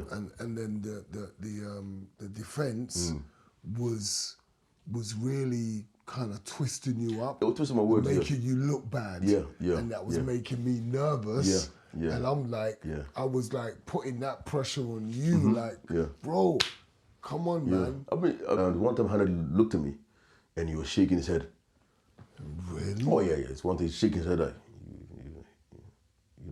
But yeah, so overall, I became lost. I want to come back to make my life. This is selfishness of part of it. Is I wanted him back. Not because I wanted him back. I wanted him back for me, so I can find a purpose again, so I can find my life again. So I can so we can be on our path again. And I wasn't worried about you. I wasn't worried about Tracy. I was thinking, but I need him in my life again. So, I can be on track. I can find something to do in my life. I didn't know what to do in my life. I left school. I started football. Wow. I went football academy, Oakland College. Finished, BTech Sports Science, something like that. hated it. Fell out. I didn't love football. I didn't like football anymore. Oh man, I didn't like football anymore. I just didn't feel nothing. Many coaches wanted to try football. I just felt, nah, I thought myself, wait a minute, you trying to be Kiyan or something. I started running like Kiyan. I started trying to play. I remember I won the sports day. 100 meters, I won it. I first felt like Kiyan is pushing me. Yeah, Kiyan. I think that day, Kiyan said, no one's gonna win this, man. No one's gonna win this. I'll make sure of this. I'll feel this major wind. You know when you know 100 meters wind, the wind helps. Yeah. Yep, I've always felt like Kiyan is with me on that amazing sports day, which is actually on YouTube, but everyone says Kiyan racing. I'll show you after. Okay. There's a video on YouTube that everyone says, oh, Kiyan, it says Kiyan sports day. But everyone says, oh, Kiyan racing. You see the comments, oh my God, he's fast, but I'm like, but that's me. You know, but that day, man, Kiyan, I mean, he put a wheel on me, and I was racing because, I needed to win that. There was nobody's gonna win that. I made sure I win that. Because that, for me, it was like, I remember people just feeling even a way towards you. Like, you just want to be like, you just want to be Kiyan, and without understanding the impact of what that must have done for you because of your relationship with him. I mean, no one knew, and I was being like Kiyan. As we spoke. I don't think Kiyan wouldn't mind, but he wouldn't want me to be myself. One thing I've learned over, you know, I got so mad. I think I told you that I got so mad with Kiyan because it's like, do you understand that you were needed here? Why the hell did you leave? Come on, man, you could have fought for this. You could have fought to be here. You know, like, what the hell are you doing there? That's the sort of thoughts that were going through your mind. Going through my head. I came to the point where I got so angry. I thought to myself, you know what? And then, you know, I didn't even tell you I feel sick even saying this, but it came a time, right? No one knows this. No one knows this. Only one person knows this. My ex-partner knows this. You know, his grave. Yeah. You know when he used to close. I forgot what time he used to close anyway. So it's dark, pitch black. I thought to myself, you know, Chief, are you a demon doing this? Because I used to bring you know, the sleeping bag. So I went to Argos. I bought a sleeping bag, and I used to just not sleep there, but I used to stay there, nighttime. So the man, they used to go around. I was dodging. I used to hide behind people's grave. You know, them big crate. I had to hide behind it. Again, like, no one knows this. You know, I feel good about me even telling this, but I used to. Then I'll park my car outside, walk in, and then I'll wait until it's closing. That's when I'll come when it's closing. It's pitch black, and I'll lay my sleeping bag. I just lay there. I think, okay, what should I do? I'm scared as hell, Mark. Scared. My thought process is this. Foolishly, I don't know. I used to believe that it's me, Kiyan, so it's okay, you can come out now, you can speak to me. Not physically coming out. So I close my eyes where when I say I'm scared, never been scared of that in my life. No man can make me scared of that, but I was scared where I just closed my eyes where I just wanted him to. I want to feel someone say to me in his voice, Chief, I'm here, but don't look at me. You might not want to see how I look like, but I'm here with you. Why are you sleeping here? Why you not talk to me? I just wanted to hear him say that, you know, it's not your fault. I forgive you. I get emotional. I think about this. You know, I don't think, Mark, doesn't matter what anyone says, even yourself or Tracy, that, you know, because like, you can tell yourself that it's not your fault. People can tell you, but if you don't hear from the person, you know, similar to my grandmother, when she passed away, apparently she stay outside and call my name and when I was in this country. But I've had dreams of her saying that, I forgive you, son.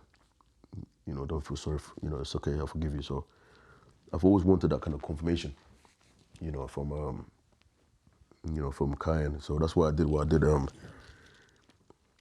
And I used to do that every weekend, go there. And the man, one time, someone came in with a torchlight.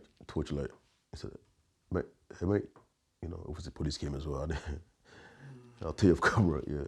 So the police came one time and honestly, they were lovely. They were like, I said, oh, it's my best friend that died. I said, I'm sorry, I just want to be close to him. I said, oh, no, mate, we just found you. We just wanted to come arrest me. He said, oh, they actually want to call the ambulance for me. They wanted to check me over. They were very lovely.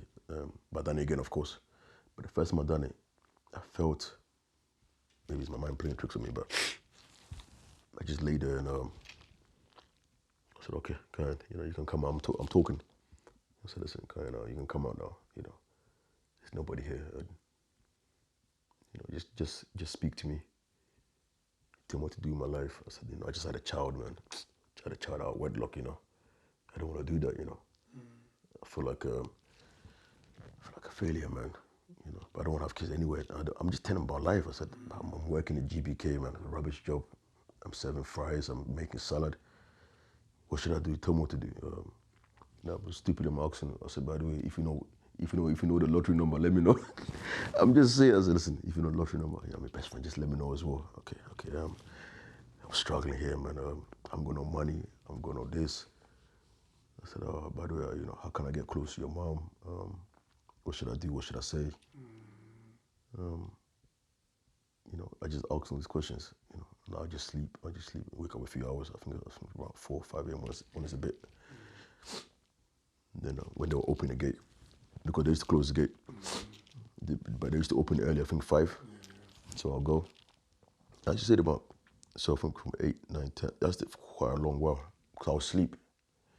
So the first night was scary, because the first night I'll close my eyes, pitch black. I turn my phone off, because I didn't want anyone to know that I'm reading before, so I turn my phone off, and I just feel like he's speaking to me.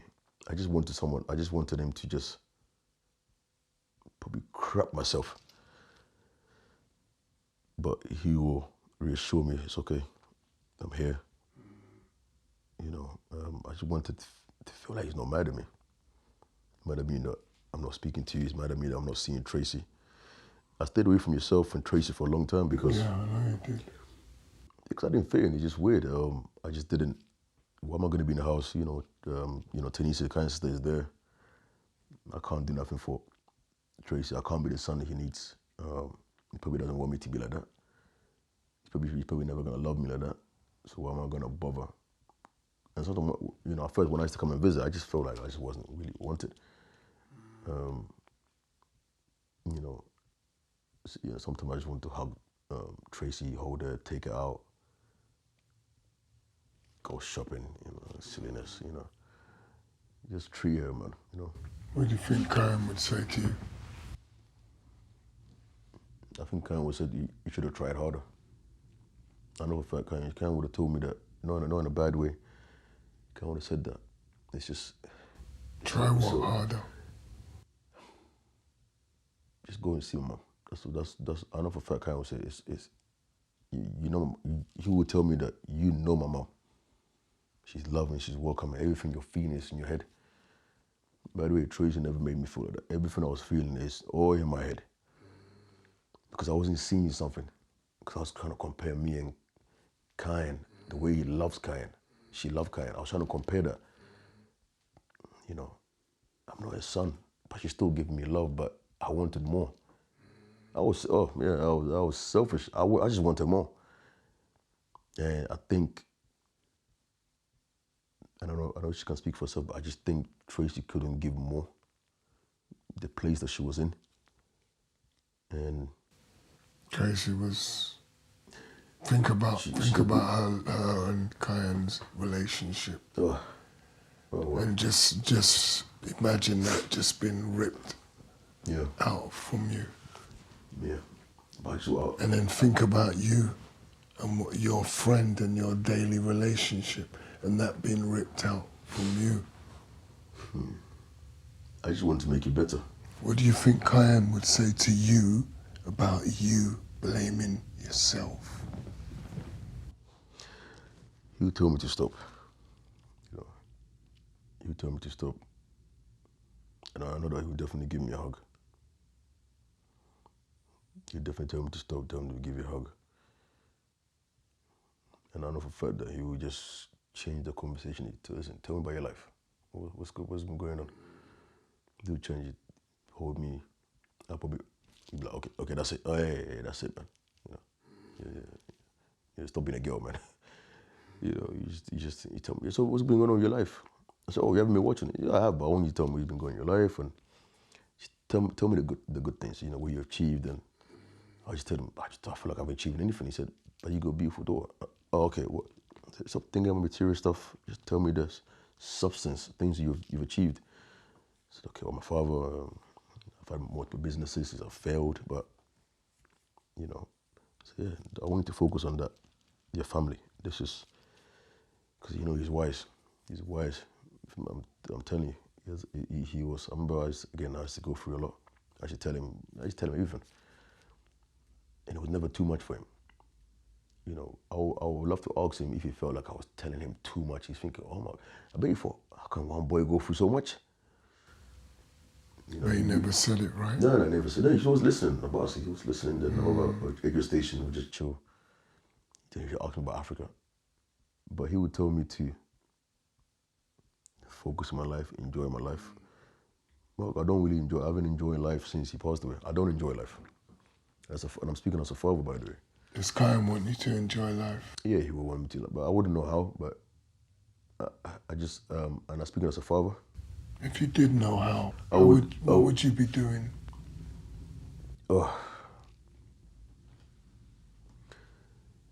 Probably, when I say seeing the world, I don't feel the need to, but I will probably travel more. You know, taking my child to the park more. Be more of a fun, but I'm not fun. Been fun for a long time. Fun. I've closed every door to people who invite me things they don't invite me anymore. I just become a very stoic person. I'm the problem solver. I solve everyone's issue. I'm that guy. I'm the one you come to for issues I solve. I'm the enforcer. I'm the this. I'm not the. You don't come to me for fun. You come to me when there's a serious issue with your life, and I just become that shield for many people. So, and when you're a shield for many people, there's no life in it. There's this. You must remain like that 24/7. And but Kiyan will break all that. That's not you, man. This was you in the show picture, screen of us enjoying life. You know, going to cocktail. Can you believe that I haven't been in a swimming pool since I was a teenager? How would you be thinking if you was enjoying your life? I'll be more happy inside with myself. What thought would make you feel more happy? What thought? Just joy. Just being able to be free. As I sit here, this is a person that he doesn't know. So that he will find me as a stranger now. If he came in front of me, the 12, 13, 14, 15-year-old would just come out of me. But this, I will replace this person I am now to go back to my teenage years with him. Just for a few minutes, just I would love for us to go out, go Chinese. I probably wonder about different Chinese places. Go Chinese, do the same thing. In this body. What's stopping you?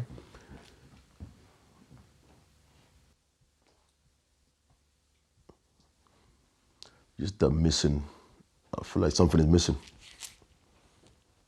There's that missing link. I've always said you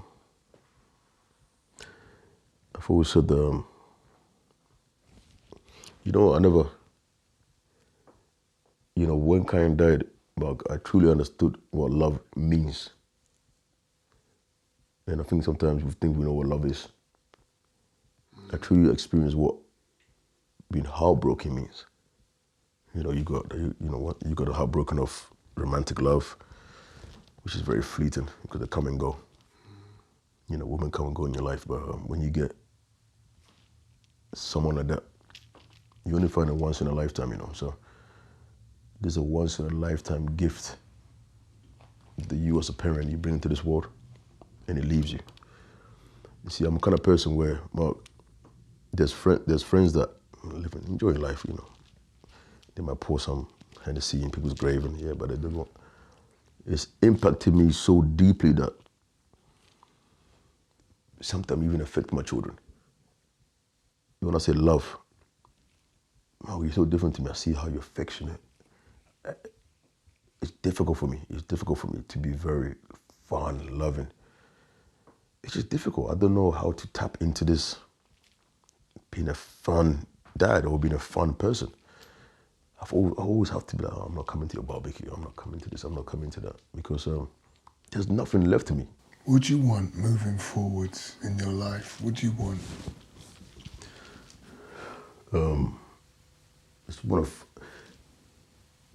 I want to feel forgiveness in myself. Like I said, I haven't grieved. I don't know how to. No one taught me how to. The school offered us counseling for I think 1 or 2 sessions. That was it. I just don't know how to grieve. And also I think, sitting down with Kai's mother, having a real conversation, heart-to-heart conversation of me knowing how she feels, without me thinking I know how she feels. You know, and her perhaps being interested in how I feel, maybe. Yeah. What would you like to ask her? You know, if she blames me, even similar to yourself, I've always wanted to ask you, since I was like 14, 15 years old. Look at me. If you blame me. There's never, ever been a time where you have been in my mind. There's never been a time where you came up in a conversation with Tracy about you being involved and you being to blame. Never. All I wanted when you was in court, just tell him, Rich. Tell him what you saw. That's all I wanted, bro. And you done it. You done the best you could. It was hard for you, bro. Yeah. And Tracy understood that, and I understood that.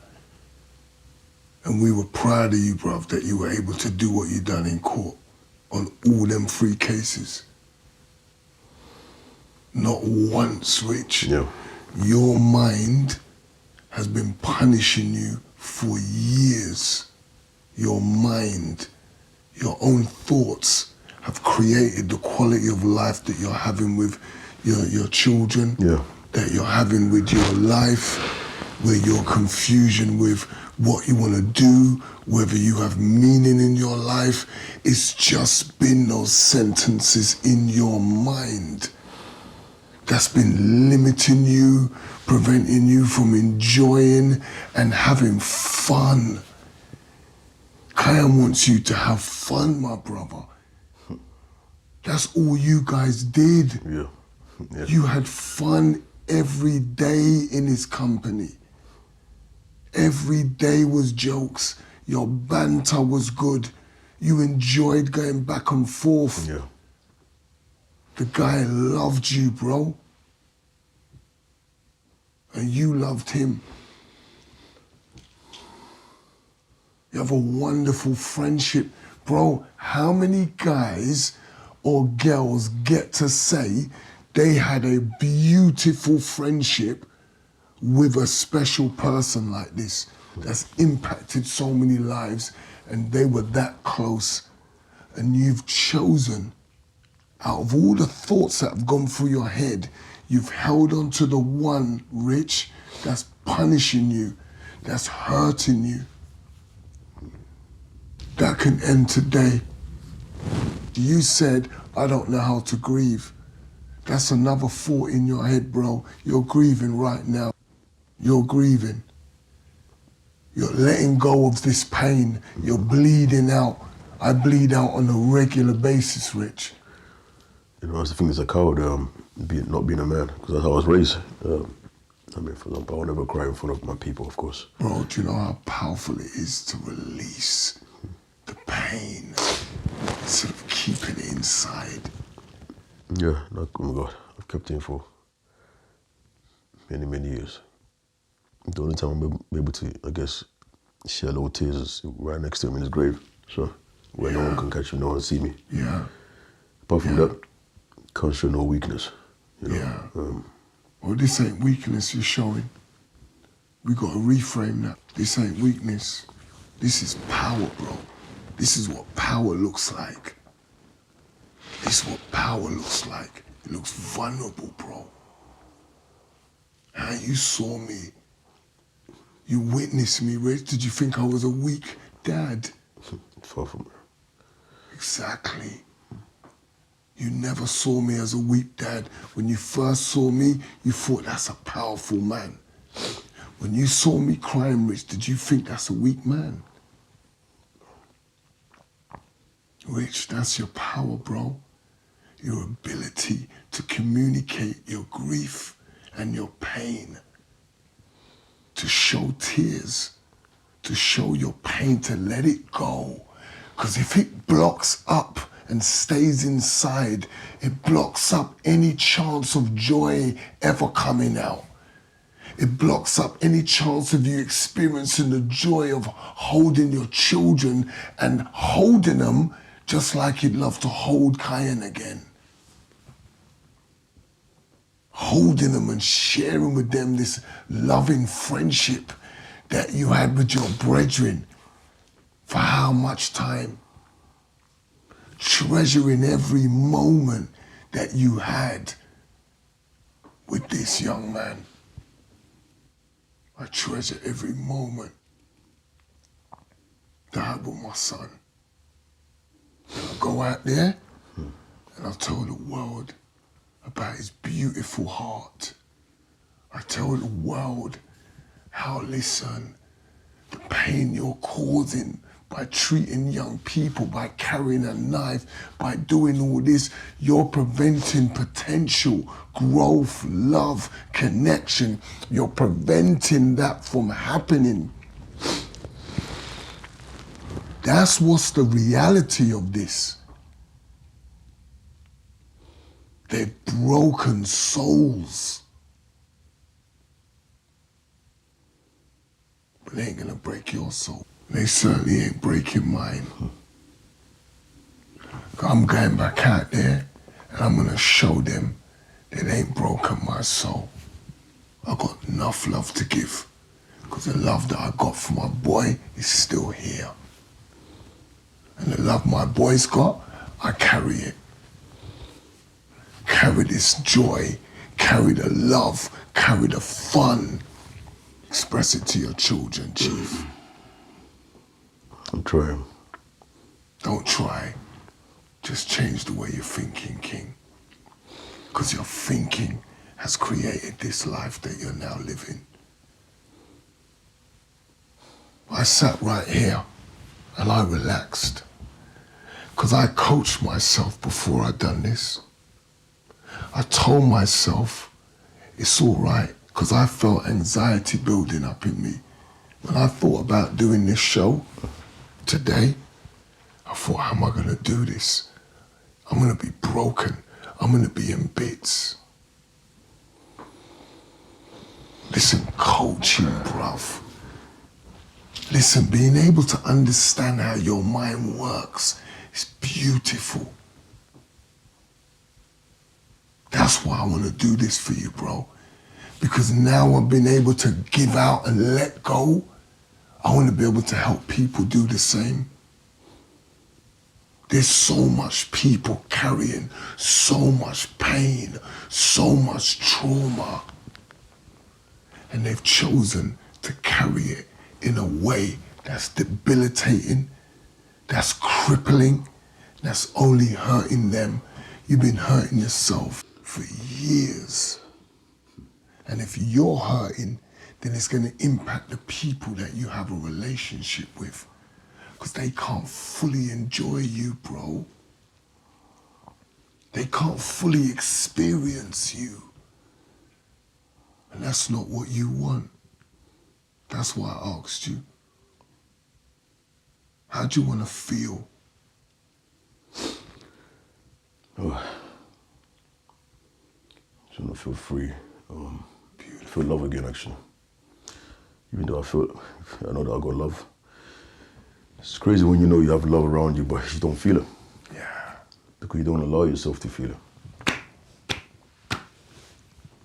Amazing. Amazing truth.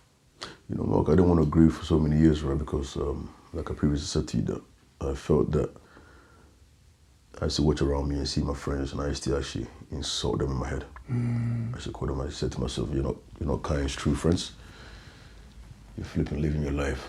I want to remain in this misery." One time I said it to my partner, my ex-partner. I said, "I love remaining in the misery of feeling broken," and because I thought, yeah, that would show Kiyan that I'm his real friend. Wow.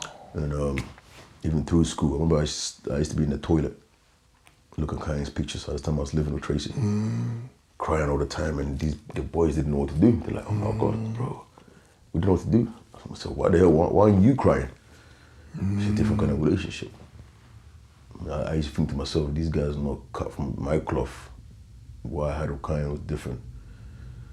You know, I mean, I wouldn't dare say that now, but I used to think to myself, you lot didn't love Kiyan. You lot just, you lot just a mere school friends. Occasionally we go out together, but they were affected too. They were affected, 100%. Terribly. If I said that, all of us go a chapter, and one day maybe we can all sit down. Yeah. But at the time, I thought to myself, I loved being in grief. I loved it. It kept me away. It kept me dark. It kept me hating the world. I thought to myself, yeah, okay. But one thing this truth is so powerful. One thing that kept me going, crazy. I know. One thing that kept me going through the storm or that darkness was the craziness of me believing that Kiyan actually want me to be like this. I'm serious, Mark. I'm serious. I thought to myself, yeah, Kiyan is proud of me because I haven't forgotten I'm living in darkness. And not because that's who he is, but because this is me thinking of what he will accept. Yeah, that's my true friend, And I'm like, yeah, he's behind me now. He knows that my life is rubbish without him. He knows that I can't get a good relationship. He knows that my anger is this. He knows that I'm coming to his grave. I'm talking to him in my head. I'm walking. I'm talking. I'm thinking, yeah, I'm a madman not because of him, but he's my source of darkness. It's so messed up. How can a young man who is a star, who is bright like a star, be my source of darkness? That means that I've turned him into my darkness. When he's meant to be my light. Because if it was my light, I promise you this, that's a fact. I promise I won't be having kids. I promise I won't be doing this. I would have finished university. I would have, I finished it, but in an open university. I would have done things properly. I would have followed order like he did. What I thought about Kiyan was that Kiyan was he was an orderly person, meaning that he listened to wisdom. There's a difference between following your friends, as we say in Africa, a difference between following wisdom. He followed the wisdom of his parents. That's where he would have landed in the right place. If I listened to my parents of not hanging around with these boys or just staying in sixth form or listening to my teachers but staying in sixth form, because I would have been somebody. I would have. Well, to my family, I'm somebody, but I would have been in this world and I would have been conquering and I would have been, hey, Mark, even in your position, I was doing youth work. I just stopped. I gave up on the kids. I just gave up. Stabbings every second. I'm like, okay, you know what? But I shouldn't have given up. I shouldn't have given up on myself. I shouldn't have given up on the kids. And that's why you're so powerful, because you don't give up. You don't give up even if it's not seen as financially, because believe me, this part of it's not lucrative in that way. It's not, but you need to have a passion, the passion for it, and I lost the passion for it. I built this dark energy in my head of my friend that he wasn't. That's why I went the path, because that wasn't who he represented, and it took me a long time to come back and see and believe that he wouldn't want that for me. It was still difficult for me to I thought to myself, I stopped grieving. Like, if you stop feeling this way, but how would you be close to him? Because in my darkness, I felt more close to him. In my darkness, I felt more close to him. When I used to put a picture of him in my pocket, I felt more close to him. When I was messing up and going to tell him about it, I felt more close to him. I thought, yeah, this is what he would have wanted. He would have wanted my life to stop. Stupidly. You know, and I'm a man that's learned psychology. I'm a man that actually come from psychology. So taking the time to find healing. A lot of time as well, where I went wrong as well is that I was, self-diagnosing myself, and I was doing, I thought I know it all.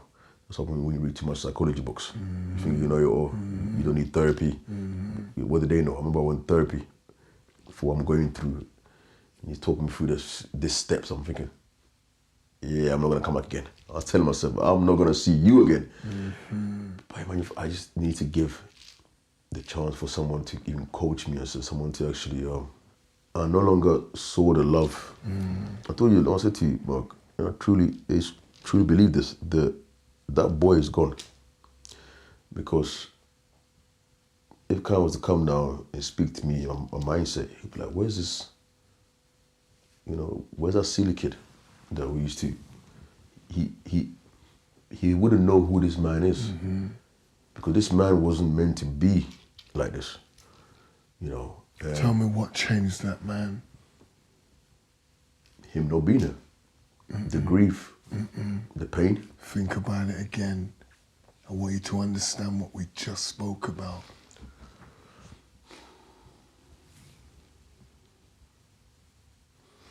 So what changed me to be where I am or how I am? Yeah. Just my mind, my mindset. Beautiful. It's what you believed.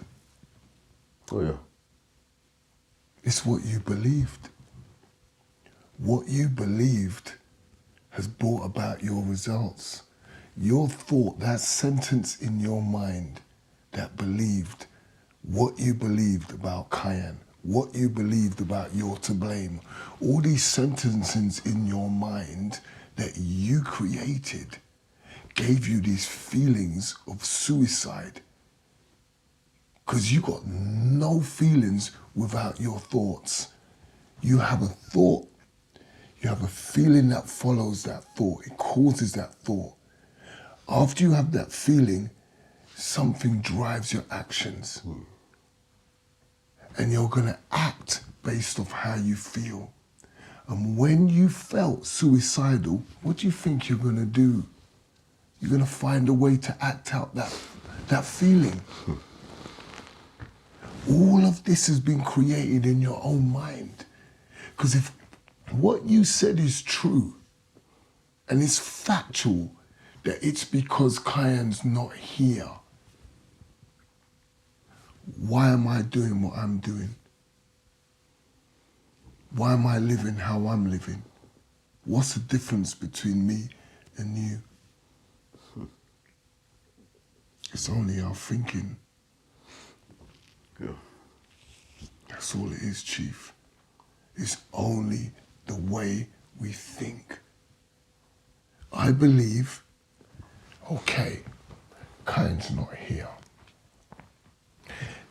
There's got to be a reason for that.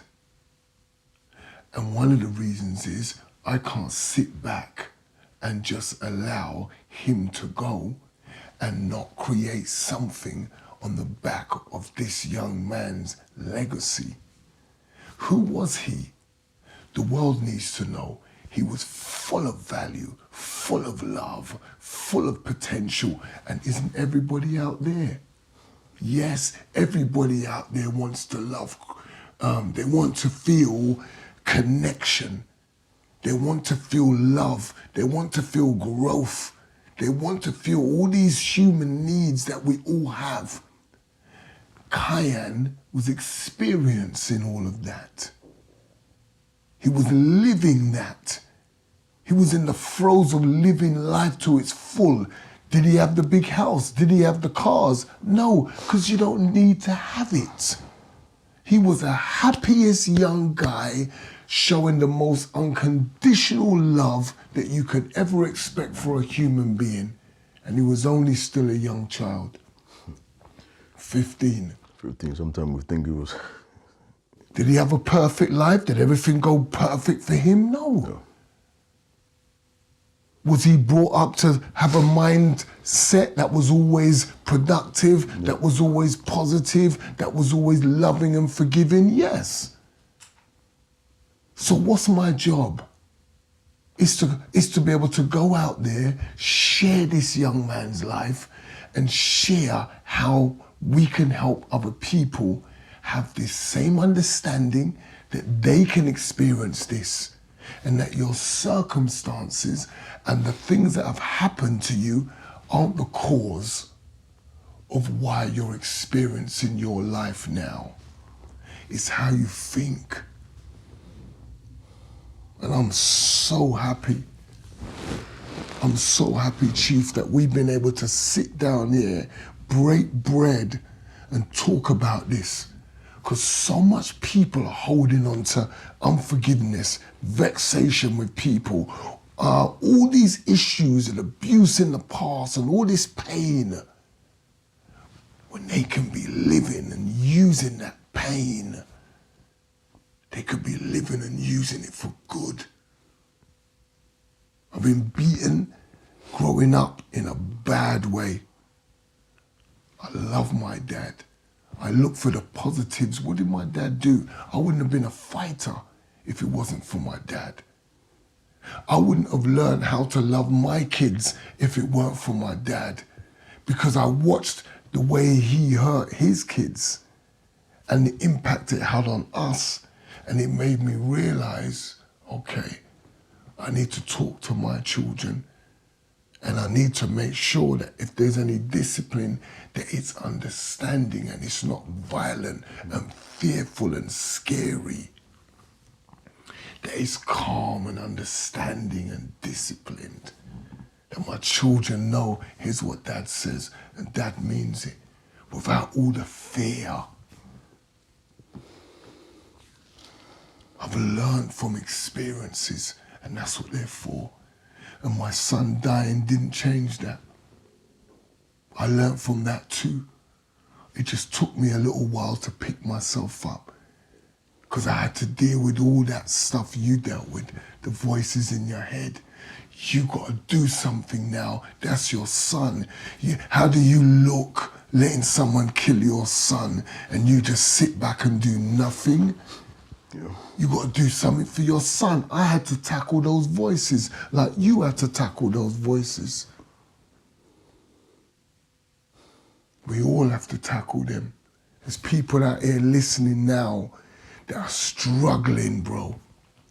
They're struggling with their pain, and it's creating disease and anxiety and mental and physical pain and stress and illness in their bodies.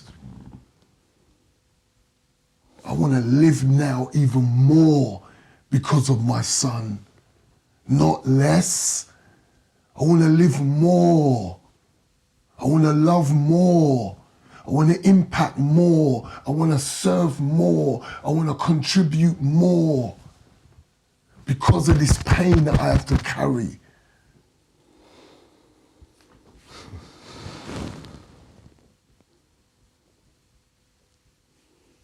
This could be the start of a new day. Yeah. You could start loving yourself in ways that you ain't never experienced before. Someone told me recently that I stopped loving myself a long time ago. Yeah. Yeah. Imagine, what does it feel like when you say, I'm beginning to learn how to love me? It feels strange, but this has been a very deep therapy for me, even in I've. What can you start with? What can you start with that makes it sound like I'm on the way towards that? What thought can you think of? I think how I can start is just more for years I haven't forgiven myself. Just for years I haven't forgiven myself. Why don't we start there? Can you? I guess for years I've always been looking for Kiyan's approval. I've always said, show me a sign of something. I've always, I think there was 3 parts to this. There was you, Tracy, and Kiyan himself, spiritually. Because physically, no, but spiritually. Yeah. I used to go to bed a long time ago, hoping to see her in my dreams, and maybe it came a time where I thought maybe I'll find a friendship, or he will come.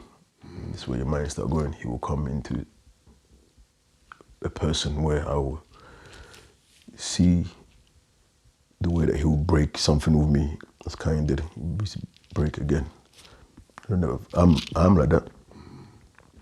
Never found anyone that will go and buy a cake, break half. No, I don't mean a little bit and give it to you. Break half and give it to you. There was no, let me short this guy because it's my cake. Yeah. And even I'm saying it may seem little to people, but it's not. So for me, being on the path of forgiveness and actually truly believing that Kiyan will want me to move on. But I actually want to believe it. There's a difference between me telling you now. I don't want to just tell you things, but I actually want to believe that Kiyan will say that, What's it going to take? The first part of it is here. Me listening to you, me hearing you. And you telling me that you don't blame me, you actually forgive me. Another part of it is Tracy as well. There's nothing to forgive. You didn't do anything. I've always felt like maybe I should have.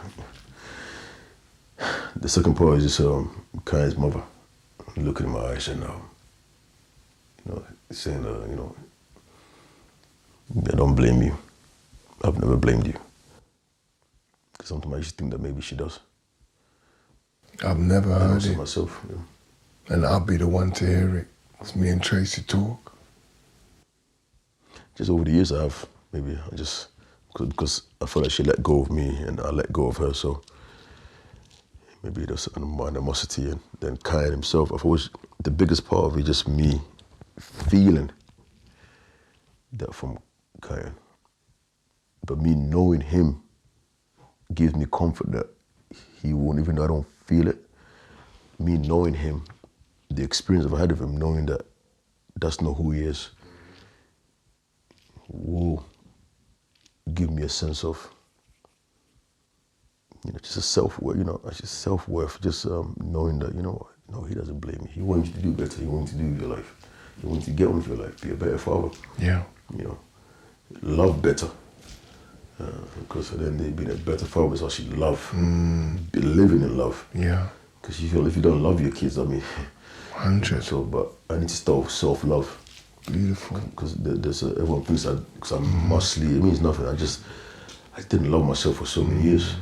But being here and having this in-depth conversation and, revisiting part of myself that I closed off, talking about suicide. Yeah. As men, we don't like talking about it. Yeah.